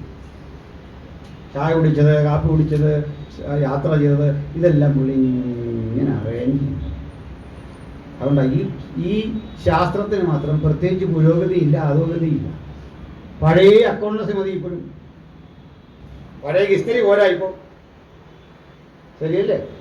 പഴയ കെമിസ്ട്രി പോരാ ഇപ്പോൾ. നമ്മളൊക്കെ പഠിക്കുന്ന കാലത്ത് മൂലകത്തിൻ്റെ എണ്ണ, എലമെൻസിൻ്റെ എണ്ണ എത്രയായിരുന്നു? 90 കണ്ടത്. അവിടുന്ന് കയറി അങ്ങ് പോയി. ഞാനിങ്ങനെ സംസാരിച്ചോണ്ട് നിൽക്കുക, പുതിയ മൂലകം കണ്ടുപിടിക്കുമെന്ന് അറിയത്തില്ല. അതുപോലെ പക്ഷെ അക്കൗണ്ടൻസിൽ ഒരു കളിയില്ല, പണ്ട് പഠിച്ച സാധനം മതി. പിന്നെ അതുപോലെ കമ്പ്യൂട്ടറിൻ്റെ സഹായത്തോടെ ചെയ്യണമെന്നുള്ളൂ പഴയ സംഗതി. ശരിയല്ലേ? അപ്പോൾ ഇതൊക്കെ പഠിച്ച മനുഷ്യനാണ്. അത്യാവശ്യം ആ ഒരു കല നല്ല വശമുണ്ടെങ്കിൽ CAയും ഒക്കെ ചെയ്യാൻ പറ്റുള്ളൂ. ചാർട്ടേഡ് അക്കൗണ്ടൻറ്റും ഒക്കെ ആകാനായിട്ട് പറ്റണേ ആ കലയും നല്ല വൈഭവം. നല്ല ബ്രില്യൻ്റായ ആളുകളാണ് അതൊക്കെ നേടിയെടുക്കുന്നത്. ഒരു കുഴപ്പമുണ്ടാവും. അപ്പോൾ ഈ ലാംഗ്വേജ് വഴങ്ങില്ല, പെട്ടെന്ന് സാഹിത്യം വഴങ്ങില്ല. കാരണം ഈ പരിപാടി മുഴുവൻ അങ്ങനെ credit what comes in, debit what goes out, Menon and company purchasing insurance സംവേറൻസ്, അല്ലേ? 3 column cash book, single column cash book. ഞാനൊന്നും പഠിച്ചിട്ടില്ല. എങ്ങനെ പഠിച്ചിട്ടുണ്ട് ചോദിച്ചിട്ടില്ല. എൻ്റെ മേഖലയെ അതല്ല, ഇല്ലേ? ഇതാണ് ഈ സാധനം. അപ്പോൾ ഇത് പഠിച്ചാളാ മത്തായി. മത്തായിക്ക് സത്യത്തിൽ കൊടുക്കാൻ പറ്റിയൊരു ജോലി 12 അപ്പോസ്തലന്മാരുടെ കൂടെ കൊടുക്കാൻ പറ്റിയ ജോലി എന്തായിരുന്നു? നമ്മളാണ് ആരാകും? ക്യാഷ് അതിലേ കൊടുക്കണ്ടേ? അല്ല, ഭംഗിയായിട്ട് മത്തായി അത് ചെയ്യുകയും ചെയ്യും. പക്ഷെ കർത്താവ് ചെയ്ത പണി ഒരു കള്ളനെ കൊടുത്തു കഴിഞ്ഞാൽ ജോലി ഒരു കള്ളൻ്റെ കയ്യിലാണ് കൊടുത്തത്. നമുക്കൊക്കെ ഇന്നൊരു കൃപ കിട്ടിയിട്ടുണ്ട്. എൻ്റെ കാരണം ഈ യൂദായ്ക്ക് പണക്കിഴി കിട്ടിയ പോലെ നമുക്ക് കൃപ കിട്ടിയിട്ടുണ്ട്. ശരിയല്ലെന്ന് അറിഞ്ഞുകൊണ്ടാണ് കൃപ തരുന്നത്. നിങ്ങൾ ഓർമ്മ മനസ്സിലായില്ല? ഈ കൃപ കൊടുക്കുന്നത് യോഗ്യത നോക്കിയല്ലെന്ന്. യോഗ്യത നോക്കിയാണ് ഞാനിവിടെ നിൽക്കുകയല്ല, നിങ്ങളിവിടെ വരികയല്ല, പാസ്സായിട്ട് പാസ്സായിട്ടിരിക്കുകയല്ലെന്ന്. ഒരു ജഡവും പ്രശംസിക്കാതിരിക്കേണ്ടതിന് യോഗ്യത നോക്കി അവൻ കൃപ കൊടുക്കില്ല. ഇപ്പൊ മനസ്സിലായ കാര്യം? യോഗ്യത നോക്കി കൃപ കൊടുക്കുക. ഞാനിത് പകലും കുഞ്ഞുങ്ങളോടൊക്കെ സംസാരിക്കായിരുന്നു. യോഗ്യത നോക്കി ദൈവം ആർക്കും ഒന്നും കൊടുക്കില്ല എന്നാണ്. അയോഗ്യനെന്ന് കണ്ട് അയോഗ്യനെ കണ്ടിട്ട് വിശ്വസ്തനം തന്നെ ഇത് കൊടുക്കാൻ കാരണം എന്താ? യൂദയെ വിളിച്ചിട്ട് പറഞ്ഞു, അതിനൊരു സാധനം തരാം. യൂദ വിഷമിച്ചെന്ന് പറഞ്ഞു, നീ ആ ഡ്രസ്സാണ് കണ്ടതൊന്നുമല്ല, നീ ചിരിച്ചു. അവൻ കള്ളനാണെന്ന് യേശുവിനും അറിയാം, കണ്ടവനും അറിയാം, സകലർക്കും അറിയാം. പക്ഷേ ക്യാഷ് നിന്നില്ല. എന്തിനാ അവിടുത്തെ അറിയില്ല. അവന് മനസ്സിലാക്കണം, ലോകത്തിലാരും എനിക്ക് പണപ്പെട്ട് തരികയില്ല, യേശു മാത്രം. അത് ഞാൻ കക്കരുത്. ഇനി വിശ്വസ്തരായിരിക്കണം, ഇനി മാന്യനായിരിക്കണം. ഓഹോ, പിടിയോ? മത്തായിക്കറിയാം ഞാൻ എഴുത്തുകാരനൊന്നുമല്ല, എനിക്കായി അത്യാവശ്യം ഈ കണക്കിൻ്റെ ഈ വശത്തൂടെ യാത്ര ചെയ്യാൻ അറിയാം. പക്ഷെ കൊടുത്ത പണി എന്താ? യേശുവിൻ്റെ ജീവചരിത്രം എഴുതാം. അപ്പോൾ പണി കട്ടിയായിട്ട് തോന്നുകയും ആത്മാർത്ഥത കാണിക്കുകയും ചെയ്യും. ഇപ്പോൾ പരിപാടി ഒന്ന് വൃത്തിയാവും. ഹല്ലേലൂയ. അപ്പോൾ നമുക്കറിയാത്തൊരു ജോലി നമ്മുടെ പക്കലേക്ക് ഏൽപ്പിച്ചു കൊടുക്കണം. സൈന്യത്താലല്ല, ശക്തിയാലല്ല, നിന്റെ ആത്മാവിനാ. ദൈവകൃപ കൊണ്ടാണ് ഭക്തൻ ജീവിതത്തിന്റെ ഓരോ കടമ്പകളെ ചാടിക്കടക്കേണ്ടത്. സ്വന്തം ശക്തിയിൽ ഊന്നരുത്, സ്വന്തം വിവേകത്തിൽ ഊന്നരുത്. നമുക്ക് ജയിക്കണം. ശരിയല്ലേ? അതാണ് കാര്യം.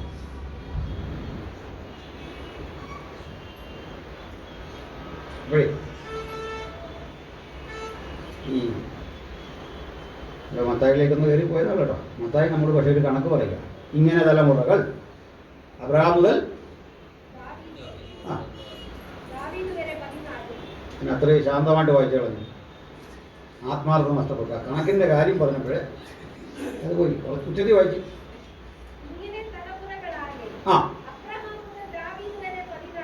അബ്രഹാം മുതൽ ദാവീദ് വരെ 14.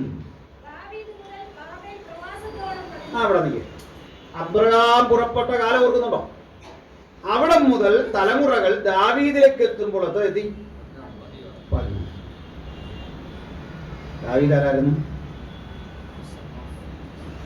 ദാവീദ് ആരാ? രാജാവല്ലേ, ഇസ്രായേലിന്റെ മധുര ഗായകൻ.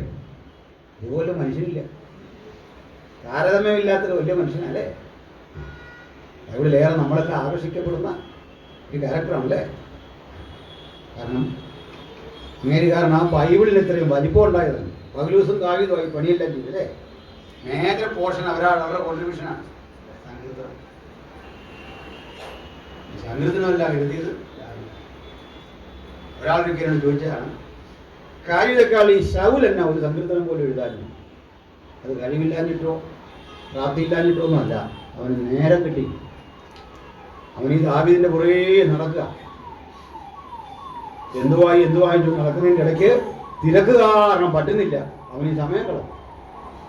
നിങ്ങളിങ്ങനെ ആകരുത്. ദാവീദ് ഓടിക്കേറി അല്ലേ?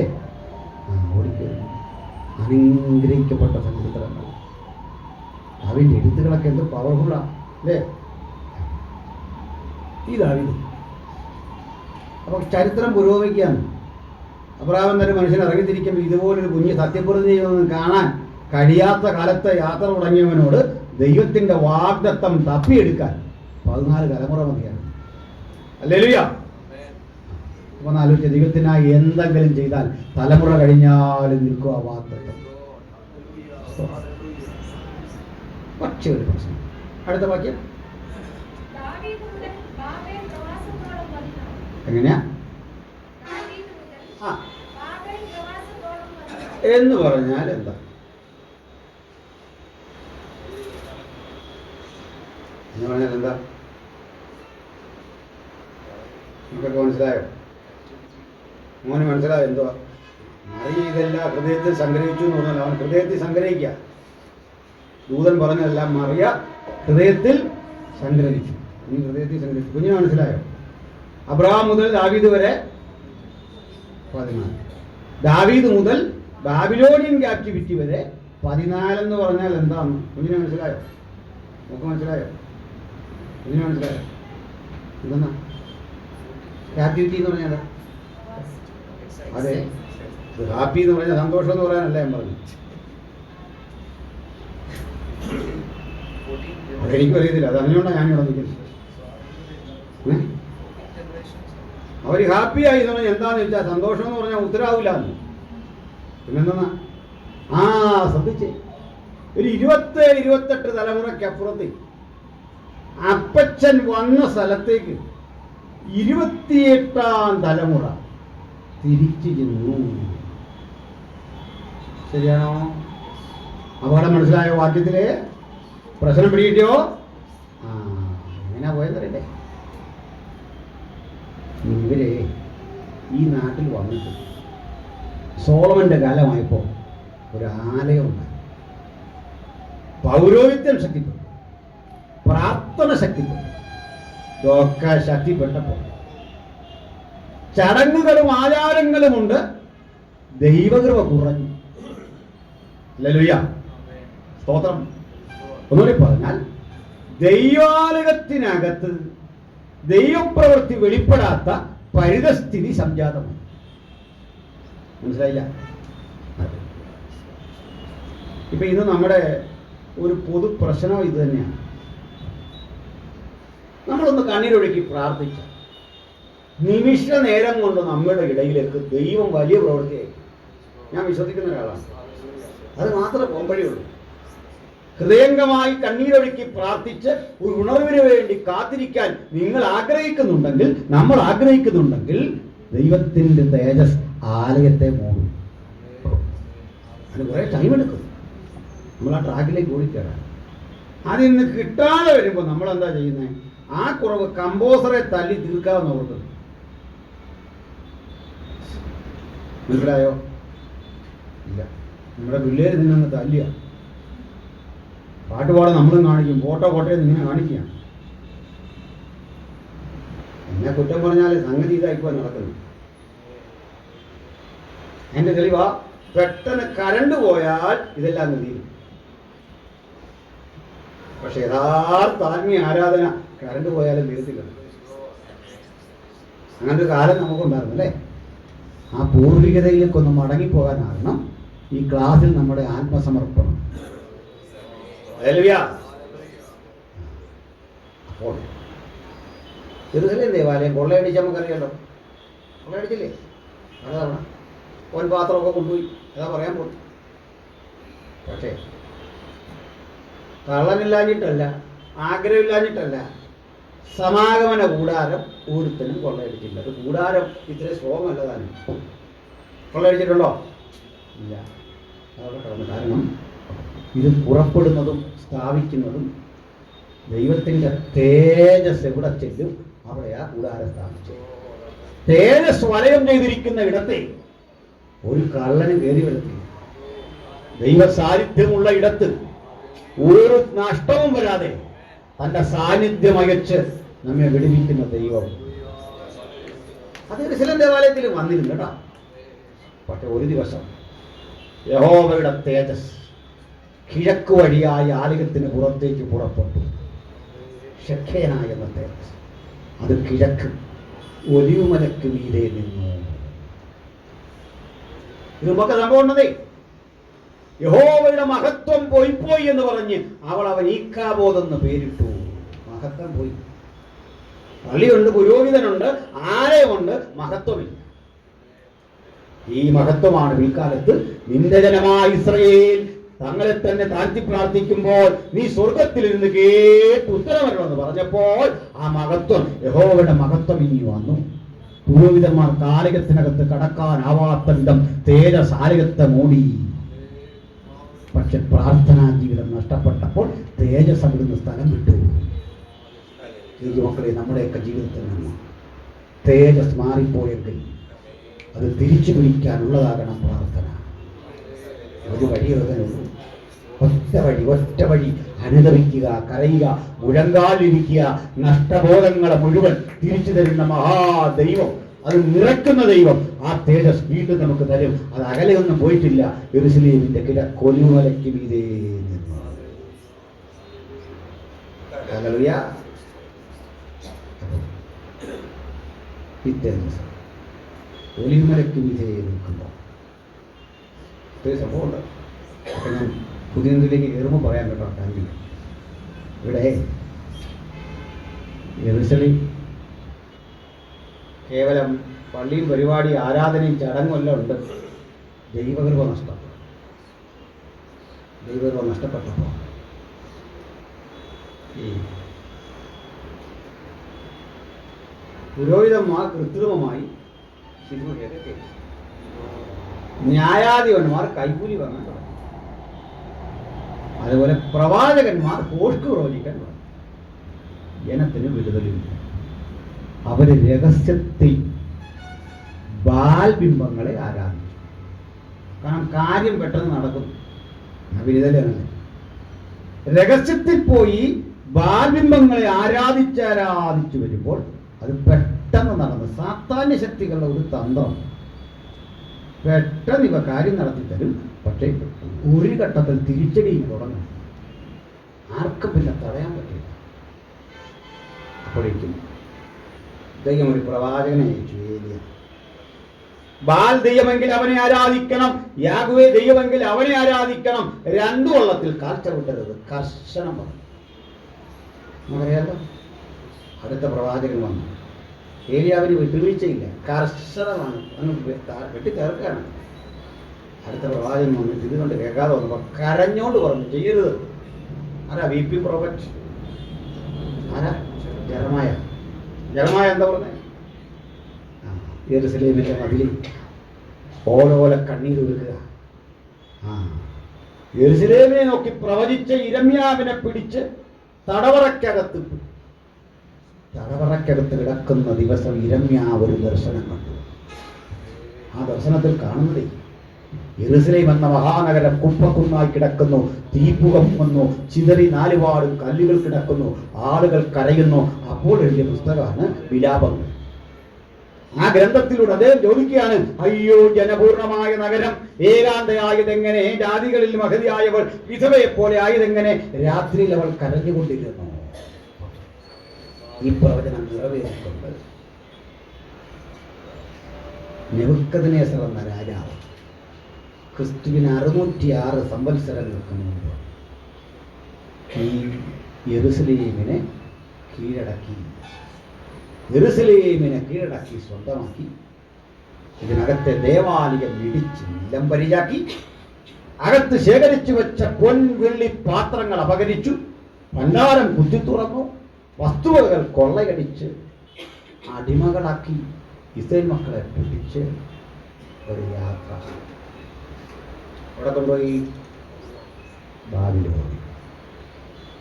അതുവഴിയാ പോയെന്നറിയണ്ടേ?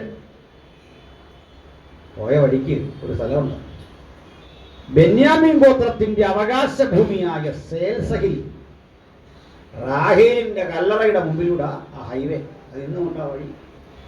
അതിലുണ്ട് ടോംബ് ഓഫ് റേച്ചൽ അവിടെ എഴുതി വെച്ചിട്ടുണ്ട്. ഈ വഴി വെച്ചാ റേച്ചൽ മരിച്ചുപോയ, റാഹേൽ മരിക്കുന്നു. റാഹേലിന്റെ കല്ലറയ്ക്ക് മുമ്പിലൂടെ ഇങ്ങനെ യാത്ര ചെയ്യുമ്പോൾ യിരെമ്യാവ് ഇത് എഴുതി വെച്ചു, റാഹേൽ മക്കളെ ചൊല്ലി കരഞ്ഞു. അർത്ഥം, ഇന്ന് റാഹേൽ ജീവിച്ചിരിക്കൊണ്ടേയിരിക്കും. ഞങ്ങൾ കല്ലറയ്ക്ക് മുമ്പിലൂടെ പോകുന്ന പോക്ക് കണ്ട് വിങ്ങിപ്പൊട്ടി കരയുമായിരുന്നു. ഇത് മത്തായി വോട്ട് ചെയ്യുന്നുണ്ട്. വീണ്ടും സ്തോത്രം. ഈ പോകും വഴിക്ക് ഇവർ പോയ വഴിത്താര പരിശോധിച്ചാലൊന്നും മനസ്സിലാകും. അപ്പനായ അബ്രഹാം 10 രാജാക്കന്മാരെ നിഷ്കരുണം തോൽപ്പിച്ച് ജയമെടുത്തുവന്ന മണ്ണിലൂടെ 28ാം തലമുറ തല്ലുകൊണ്ട് ദുഃഖിതരായി കരഞ്ഞ് നിലവിളിച്ചും ചങ്ങല ധരിച്ചും അവകാശം നഷ്ടപ്പെട്ടു ബാബിലോണിൽ തിരിച്ചെത്തി. ഇതാണ് ബാബിലോന്യ പ്രവാസം. തെറ്റതാണോ? ശരിയായിട്ട് മനസ്സിലായോ? എന്താ സംഭവിച്ചതെന്ന് പിടികിട്ടിയോ? അപ്പൊ നമ്മൾ എവിടെ എത്തിയെന്നറിയോ? വാസ്തവത്തിൽ ദാനിയേൽ ചാപ്റ്റർ 1 അത് പറയാനാ ഈ 2 ക്ലാസ്സുകൾ നമുക്ക് കഴിഞ്ഞു. പക്ഷെ അവിടെ ഇരുന്നുകൊണ്ടാണ് ഞാൻ പോയി 2-3 തരം ആളുകളുണ്ടാകും. കാറ്റഗറിയിൽപ്പെട്ടവരുണ്ട്. ഒന്ന് പുരോഹിതന്മാരായിരുന്നു, 2 പ്രവാചകന്മാരായിരുന്നു, മറ്റൊന്ന് രാജകുലത്തിൽപ്പെട്ടവരായിരുന്നു. ഈ പോകുന്ന സ്ഥലത്ത് പ്രവാചകനെ ആവശ്യമില്ല അവർക്ക്. ഇസ്രായേൽ പ്രവാചകനെ എന്തിനാണാവോ ഈ ബാബിലോണിൽ ആവശ്യമില്ല. അവർക്ക് വേറെ ബാലിന്റെ പ്രവാചകന്മാരുണ്ട്. പുരോഹിതന്മാരെ ആവശ്യമില്ല, കാരണം പള്ളിയിൽ. അങ്ങനെ ഒരു പുരോഹിതനെ നമ്മുടെ എസെക്കിയേൽ. അവരൊക്കെ ഊഴിയ വിലയാണ്, പുറത്ത് കഠിനാധ്വാനമാണ്. ഇപ്പൊ പൗരോഹിത്യമില്ല, പുരോഹിതന്മാർ വിഷണരായി, പ്രവാചകന്മാർ വല്ലാത്തൊരവസ്ഥയിലെത്തി. ജനം അവിടെ കഷ്ടപ്പെട്ട് പീഡിപ്പിക്കപ്പെടുന്നൊരവസ്ഥ വന്നു.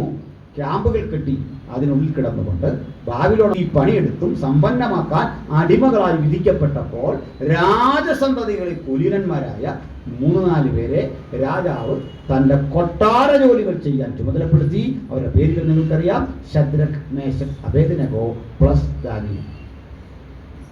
ഈ ദാനിയേൽ എപ്പോഴും ഈ 3 പേരുടെ കൂടെ ഇല്ല, വല്ലപ്പോഴും ഉള്ളൂ. എന്താ കാര്യം തരട്ടെ? ഉന്നത ഉദ്യോഗസ്ഥനാണ്. വലിയ ജോലിയാണ്, നയതന്ത്ര കാര്യങ്ങൾക്കൊക്കെ പോകേണ്ട വലിയൊരാളാണ്. അതുകൊണ്ടാണ് ഈ ചൂള ഉണ്ടാക്കപ്പെടുന്ന ആളെ കാണാം. അപ്പോഴാ സിംഹക്കുഴി പ്രത്യേകിച്ച് ഉണ്ടാക്കിയപ്പോൾ അല്ലേ. ആളുകൾക്ക് അങ്ങനെ സംശയം ഉണ്ടാകുന്നു. ഇവരെവിടെ എത്തി? ബാബിലോൺ. ഒക്കെ തോന്നോ? കാര്യം മനസ്സിലായോ? 2-3 മിനിറ്റ് കേൾക്കാം. കുഞ്ഞുങ്ങൾ ബാബിലോണിലെത്തി അടുത്ത ദിവസം രാജാവ് ഇവരുടെ പേരങ്ങ് മാറ്റി. ഇങ്ങനെ പേര് മാറ്റിയേ. ചിലരുടെ പേരുകൾ നമ്മുടെ നാവിന് വഴങ്ങാൻ ഭാഷയുമായിട്ടൊക്കെ ഒരു ബന്ധമുണ്ട് അല്ലേ. നമുക്ക് ഈ നാട്ടുകാരെല്ലാം പേരങ്ങനെ വിളിക്കണേ വലിയ പാടായി, ശരിയല്ലേ? അപ്പോൾ പേര് വിളിക്കാൻ ബുദ്ധിമുട്ടുള്ളതുകൊണ്ട് നമുക്കിണങ്ങുന്ന ഒരു പേരങ്ങിടുക. ഇങ്ങനെ ചെയ്യലേ. നമ്മുടെ നാട്ടിലൊക്കെ ഈ ഭായിമാരിപ്പോൾ ഒത്തിരി ഉണ്ട്. ഒറീസയിൽ നിന്നും ബംഗാളിൽ നിന്നൊക്കെ വന്നാൽ ഇവരെ ഈ പേരൊന്നും നമുക്ക് വഴങ്ങും. അപ്പോൾ നമ്മളവർക്ക് ഒരു പേരങ്ങിടുക. ആ കോവിഡ് വന്നിടയ്ക്ക് ഒരു ഭായി മരുന്ന് മേടിക്കാൻ വേണ്ടി ചെന്ന് അവൻ്റെ പേര് പറഞ്ഞു. അതാണ്ട് ജിൻജാൻ ലിയോൺ എന്നെങ്ങാണ്ട് പറഞ്ഞപ്പോൾ അവിടെ പേരെഴുതാൻ എഴുതാൻ പറഞ്ഞു. സണ്ണിന്ന് എഴുതുള്ളൂ. പോയി മരുന്ന് മേടിച്ചോണ്ട് പോകോളാൻ. പറഞ്ഞ് എഴുതണ്ടേ എൻ്റെ ഈ പേര്? ഒന്നാമത് അവിടെ ഇരിക്കുന്നവന് നേരവും ഇല്ല. ഈ സമയത്ത് കോവിഡും പിടിച്ച് ആൾക്കാരിരിക്കുന്നതിൻ്റെ ഇടയ്ക്ക് ഇവൻ്റെ ഈ പേര് ജിൻ ജാലിയോ എന്നൊക്കെ എഴുതി വരാൻ പാടാണ്. അനുപരം സണ്ണിന്ന് എഴുതുമെന്ന്. പോയി മരുന്ന് മേടിച്ചിട്ട് പെട്ടെന്ന് പോകാൻ പറഞ്ഞു എന്ന് പറഞ്ഞാൽ ഈ അഭിപ്രായ ബാലന്മാരുടെ പേരങ്ങ് മാറ്റി. ശദ്രക്, ചില തെളിച്ച് ചന്ദ്രക് എന്ന് പറയും. അങ്ങനെ പറയുന്നത് ഇവരെങ്ങനെ ശദ്രക്, മേസക്, അബേദ്നെഗോ. അപ്പോൾ ദാനിയേൽ പേര് മാറിയപ്പോൾ ഇവർക്ക് അതിനകത്ത് പ്രത്യേകിച്ചൊന്നും തോന്നിയില്ല. എന്തെങ്കിലുമൊക്കെ ആയിക്കോട്ടെ, നമ്മുടെ ഈ പേര് നമുക്ക് വേണ്ടിയല്ലേ ഇട്ടേക്കുന്നത്. നമുക്ക് വേണ്ടിയാണ് നമ്മൾ പേരിട്ടേക്കുന്നത്. മറ്റുള്ളവരാൾക്ക് വിളിക്കാനാണ് നമുക്ക് ഈ പേര്, ശരിയല്ലേ? അതെനിക്ക് ഉറപ്പായിട്ട് പറയാൻ പറ്റും. എൻ്റെ ഇത്രയും പ്രായത്തിനിടയ്ക്ക് ഇന്ന് വരെ ഞാൻ എന്നെ അനിലെന്ന് വിളിച്ചിട്ടുണ്ട്. എനിക്ക് നല്ല ചങ്കുറപ്പുണ്ടാ കാര്യം പറയാം. ഞാൻ ഇന്നുവരെ ഒരു വിശേഷം ചോദിച്ചിട്ടില്ല. അനിലെ നീ ഇന്ന് എവിടെ പോവാന്ന് ഞാൻ എന്നോട് ചോദിച്ചു. ചോദിക്കാൻ ഉദ്ദേശിക്കുന്നുമില്ല. ഇനി എത്ര ആയുസുണ്ടെങ്കിലും അഥവാ അങ്ങനെ ചോദിച്ചാൽ അത് രോഗം വേറെയാണ്. അനുവാദമുള്ളവരുണ്ട്. ആരാധന കവികൾക്ക് പറ്റും. എൻ മനമേ നീ വിഷാദിച്ചിരിക്കുന്നു എന്ന് വേണേൽ ചോദിക്കാം. സോളിലോക്കി അല്ലേ, അങ്ങനെ പറയുന്നത്. ആത്മാഗതം തന്നോട് തന്നെ സംസാരിക്കുന്നത് കവിയും ഭ്രാന്തനെ തന്നോട് തന്നെ സംസാരിക്കും അല്ലേ. നമ്മുടെ പേരാർക്ക് വേണ്ടിയുള്ള പബ്ലിക്കിനെ വിളിക്കാനാണ്. അപ്പോൾ ഈ പിള്ളേർ പോയി എന്തെങ്കിലും ആട്ടെ വിളിച്ചു പോകും. സാറി അങ്ങനെ ഈ അടുത്ത അധ്യായം എത്തുമ്പോൾ ഇവരുടെ ഭക്ഷണം മാറ്റി. അടുത്ത അധ്യായം എത്തുമ്പോൾ ഇവരുടെ ആരാധന മാറ്റി. കണ്ടോ, സാധാരണ തന്ത്രം കണ്ടോ? പേര് മാറ്റി, ആഹാരം മാറ്റി, ആരാധന മാറ്റി. 2ാം ഘട്ടം മുതൽ പിള്ളേര് ചെയ്തു. പേര് പോട്ടെ, ആരാധന മാറ്റുന്നതിലേക്ക് പോവാന്ന് മനസ്സിലായി. അതിനു മുമ്പ് ആഹാര രീതി മാറ്റി. ആഹാര രീതി മാറ്റിയപ്പോൾ ചെറുത്തത് ഒരു ചെറിയ കാര്യമല്ല.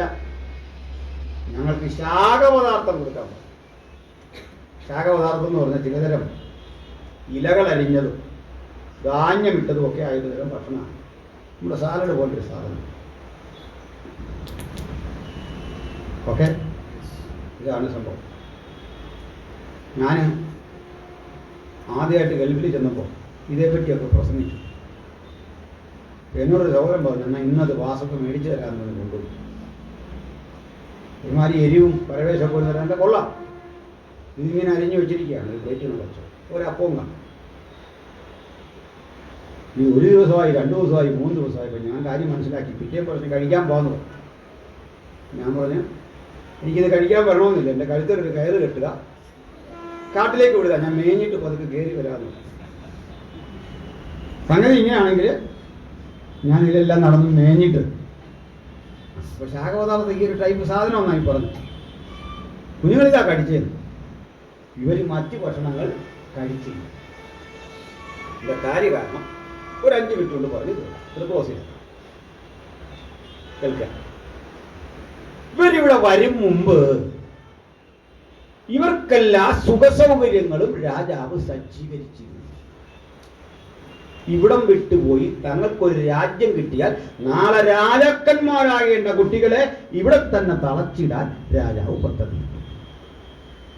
രാജാവ് തനിക്കൊരു തലസ്ഥാന നഗരി വളർന്നു, ക്യാപിറ്റൽ സിറ്റി. ഈ ക്യാപിറ്റൽ സിറ്റി യൂഫ്രട്ടീസ് നദിയുടെ അക്കരയും ഇക്കരയുമായി വ്യാപിച്ചു കിടന്നു.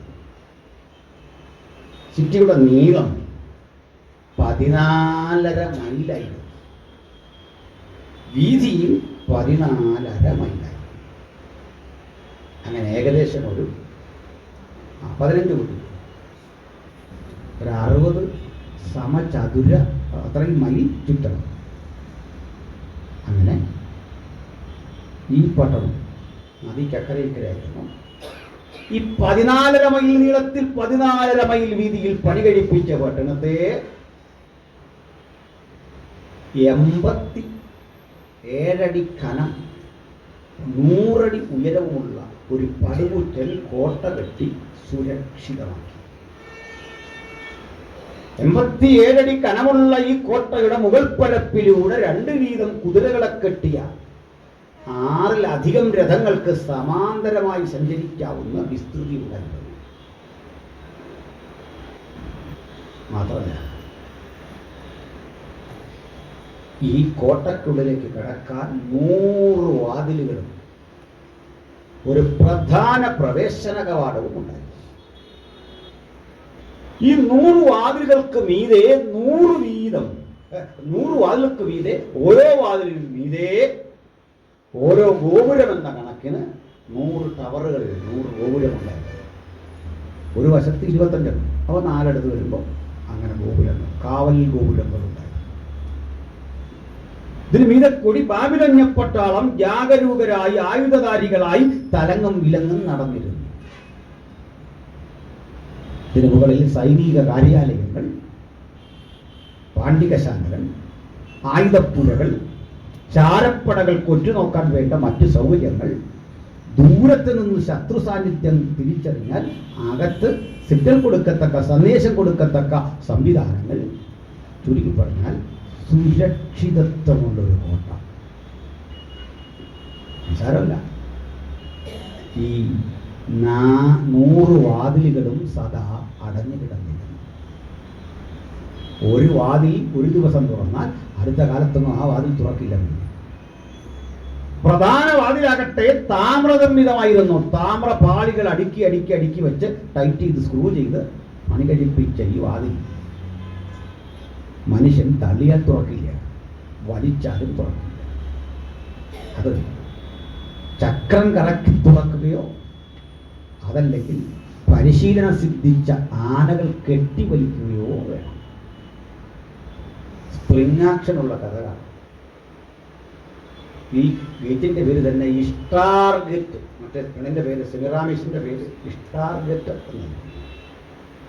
ഇത് ആണ്ടിൽ 3, 4, 5 തവണയെ തുറക്കൂ. ബാൽദേവന്റെ പെരുന്നാളിൽ, ദേവതയുടെ ഉത്സവങ്ങളിൽ, ദേശീയ പ്രാധാന്യമുള്ള ദിവസങ്ങളിൽ മാത്രം തുറക്കുന്ന വാതിൽ. ഇതാണ് ഇഷ്ടാർ ഗേറ്റ്. ഇവിടെ വരെ എത്തിയ സ്ഥിതിക്ക് ഇതിനകത്തൊന്ന് കടന്നാലോ? അള്ളിപ്പിടിച്ചൊന്നും മീതെ കയറിയിട്ട് കാര്യമില്ല. താഴെ മുതലക്കുളം ആകത്ത്. യൂഫ്രട്ടീസിലെ വെള്ളം ചക്രം ചവിട്ടി പമ്പ് ചെയ്ത് നിറച്ചു വെച്ചിരിക്കുന്ന മുതലക്കുളം. താഴെ വീണ മുതല തിന്നു. എന്ത് ചെയ്യാം? പ്രധാന വാതിൽ തുറക്കുന്ന വേളയിൽ ഇതിനകത്തൊരു കയറാം. നമ്മളെ അത്ഭുതപ്പെടുത്തുന്ന ഒരു കാഴ്ച, ഒരറ്റം മുതൽ അങ്ങേയറ്റം വരെ വളവും തിരിവുമില്ലാത്ത നേരെ പോകുന്നൊരു വാതിൽ, ഒരു റോഡ്. ആ റോഡ് ചുണ്ണാമ്പ് കല്ലുകൾ കീറിപ്പാകി മിനുക്കി മിനുസപ്പെടുത്തിയിട്ടിരിക്കുക. ഇതിൻ്റെ ഇരുഭാഗത്തും തണൽ മരങ്ങൾ. അവ മുകൾ പരപ്പിൽ ഇങ്ങനെ മുട്ടി നിൽക്കെ ഒരു ഗുഹയ്ക്കുള്ളിൽ കൂടി പോകുന്ന പ്രതീതിയാണ്. നല്ല കുളിർമാണ്. 12 റോഡ് തലങ്ങും 12 റോഡ് വിലങ്ങും, അങ്ങനെ പ്രധാന റോഡും കൂട്ടി അവ ഇങ്ങനെ പൊക്കൊണ്ടിരിക്കുക. അതെല്ലാം കൃത്യ അളവിലാണ് വിഭജിച്ചിരിക്കുന്നത്. ഇതിൻ്റെ നടുക്ക് ഓരോ കളങ്ങൾ. അതിൽ ഒലിവ് തോട്ടങ്ങൾ, മുന്തിരിത്തോട്ടങ്ങൾ, ഫലവൃക്ഷങ്ങൾ, സുഗന്ധദായക സസ്യങ്ങൾ, പച്ചമരുന്നുകളുടെ സ്ഥലങ്ങൾ, ഇതെല്ലാം ഉണ്ടായിരുന്നു. എന്തൊരു മനോഹര സിറ്റി! ലോകത്തിൻ്റെ പൂന്തോട്ടമെന്ന് വിശേഷിപ്പിക്കാവുന്ന മനോഹര പട്ടണം. ഇതിനകത്ത് ഒരു മല പ്ലാൻ ചെയ്ത് 3 നിലകളാക്കി മാറ്റി, 3 തട്ടുകളാക്കി മല അരിഞ്ഞെടുത്ത് റെഡിയാക്കി. ഓരോ തട്ടിലും ചെടികൾ വെച്ചിട്ട് 400 അടി ഉയരമുള്ള ഈ മലമുകളിലേക്ക് 10 അടി വിസ്തൃതി വരുന്ന ചുറ്റുകോണി കൊണ്ട് മുകളിൽ ചെല്ലാം. ഇതിൽ ഓരോ ഭാഗത്തും യൂഫ്രട്ടീസിലെ വെള്ളം അടിമകളെ കൊണ്ട് ചക്രം ചവിട്ടി കറക്കി മുകളിലെത്തിച്ച് ചെടികൾ നട്ടുപിടിപ്പിച്ച് മുകളിൽ പടുകുറ്റൻ മരങ്ങളാണ്. ഇതിനകത്തൊരു കൊട്ടാരവും മട്ടുപ്പാവും. ഇതുവഴി നടന്നുകൊണ്ടാണ് പുള്ളിക്കാരൻ പറഞ്ഞത്, ഞാൻ എൻ്റെ പ്രതാപത്തിനായി പടുത്തുയർത്തിയ മഹതിയാം ബാബേലല്ലയോ ഇത്. അത്ര അട്രാക്റ്റീവാണ് ഇത്. പട്ടണത്തിന് നടുക്കാണെങ്കിലും നമ്മൾ ഏത് മതിലിൻ്റെ അടുത്ത് വന്നാലും തൊട്ടടുത്താന്ന് തോന്നും. അത്ര ഉയരം. മാത്രമല്ല ഇതിൻ്റെ താഴ്വശം പുറത്തു നിൽക്കുന്നവർക്ക് കാണാൻ പറ്റില്ല, ഇങ്ങനെ തൂങ്ങിക്കിടക്കുന്നവരുടെ കാണത്തുള്ളൂ. അതുകൊണ്ട് ചരിത്രകാരനായ ഹെറോഡോട്ടസ് പറഞ്ഞു, ദ ഹാങ്ങിങ് ഗാർഡൻ ഓഫ് ബാബിലോണിയ. ബാബിലോണിലെ സഞ്ചരിക്കുന്ന തൂക്കുപോലെ എങ്ങോട്ട് പോയാലും തൊട്ടടുത്താൽ മതി. അത്രയും മനോഹര പട്ടണം. തീർന്നില്ല. നേരെ ചെന്ന് കഴിയുമ്പോൾ ഒത്ത നടുവിലൂടെ യൂഫ്രട്ടീസിന് അക്കരെ ഇക്കരെ കടക്കാനൊരു പാലം. ആ പാലത്തിൻ്റെ 2 വശങ്ങളും 2 ഗോപുരങ്ങളിലാണ് സ്ഥാപിച്ചത്. അതിൻ്റെ ഇരുഭാഗങ്ങളിലെയും കൈവരികൾ താമ്രം കൊണ്ട് നിർമ്മിച്ച്, താമ്രം ബ്രാസ് ഇതുകൊണ്ട് നിർമ്മിച്ചിട്ട്, കോപ്പറാണ് അല്ലേ, അതുകൊണ്ട് നിർമ്മിച്ചിട്ട് സ്വർണം പൂശി. പ്രഭാത സൂര്യന്റെ കിരണമടിച്ചാൽ ഇത് മുഴുവൻ ഒരു സ്വർണ്ണ നിറമാണ്. വൈകിട്ടെത്തുമ്പോഴേക്കും തങ്ക നിറമാണ്. അസ്തമയ സൂര്യന്റെ കിരണം. പ്രഭാതത്തിലും വൈകുന്നേരവും ഈ നദിയിലേക്ക് ഇതിന്റെ പ്രതിഫലനം ഒഴുകുന്ന കാഴ്ച കാണാൻ ആളുകൾ കൂടും. അവർ പറയും, ബാൽദേവൻ തന്റെ മണവറ വിട്ട് പുറത്തു വരും. രാത്രി പറയും, ബാൽദേവൻ മണവറയിലേക്ക് തിരികെ എഴുന്നള്ളുന്നു. പാട്ടും ആഘോഷവും നൃത്തവുമാണ് ഇതിന്റെ വരയിൽ. ഈ പാലത്തിലേക്ക് നമ്മൾ കയറുമ്പോൾ നമ്മളെ അത്ഭുതപ്പെടുത്തുന്ന മറ്റൊരു കാഴ്ച, 90 ഡിഗ്രി ആംഗിളിൽ തിരിഞ്ഞ് തിരിഞ്ഞ് താഴേക്കിറങ്ങുന്ന ഒരു പടിക്കെട്ട്. ആ പടിക്കെട്ട് ഇറങ്ങി നിങ്ങൾ എത്തുന്നത് ഒരു ഭൂഗർഭ തുരങ്കത്തിലാണ്. ആ തുരങ്കം എന്ന് പറയുമ്പോൾ ഈ നദിക്കടിയിൽ കൂടിയാണ് തുരങ്കം. നദിക്കടിയിലെ തുരങ്കത്തിന് തൂണുകളുണ്ട്. അതും കൊത്തി നിർത്തിയിരിക്കുക. അവിടെ കല്ല് കീറി നിർത്തിയിരിക്കുകയാണ്. ഇതിൻ്റെ ഭിത്തി ഉണ്ടല്ലോ, ആ ഭിത്തിയിൽ മാർബിൾ ഇട്ടിച്ച് മനോഹരമാക്കി അവിടെ അർദ്ധവൃത്താകൃതിയുള്ളൊരു സ്റ്റേജുണ്ട്.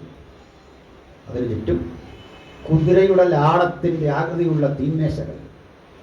ഒരു കോൺഫറൻസ് ഹാള് പോലെ ഒപ്പം ഭക്ഷണം കഴിക്കാനിരിക്കുക. ചുണ്ണാമ്പ് ചൂളയിൽ എടുക്കുന്ന ഒരുതരം വാതകത്തിൽ തീ പടർത്തി അത് പ്രതിഫലിപ്പിച്ച് ഒരു അരണ്ട വെളിച്ചത്തിലാണ് ആളുകൾ ഇരിക്കുക.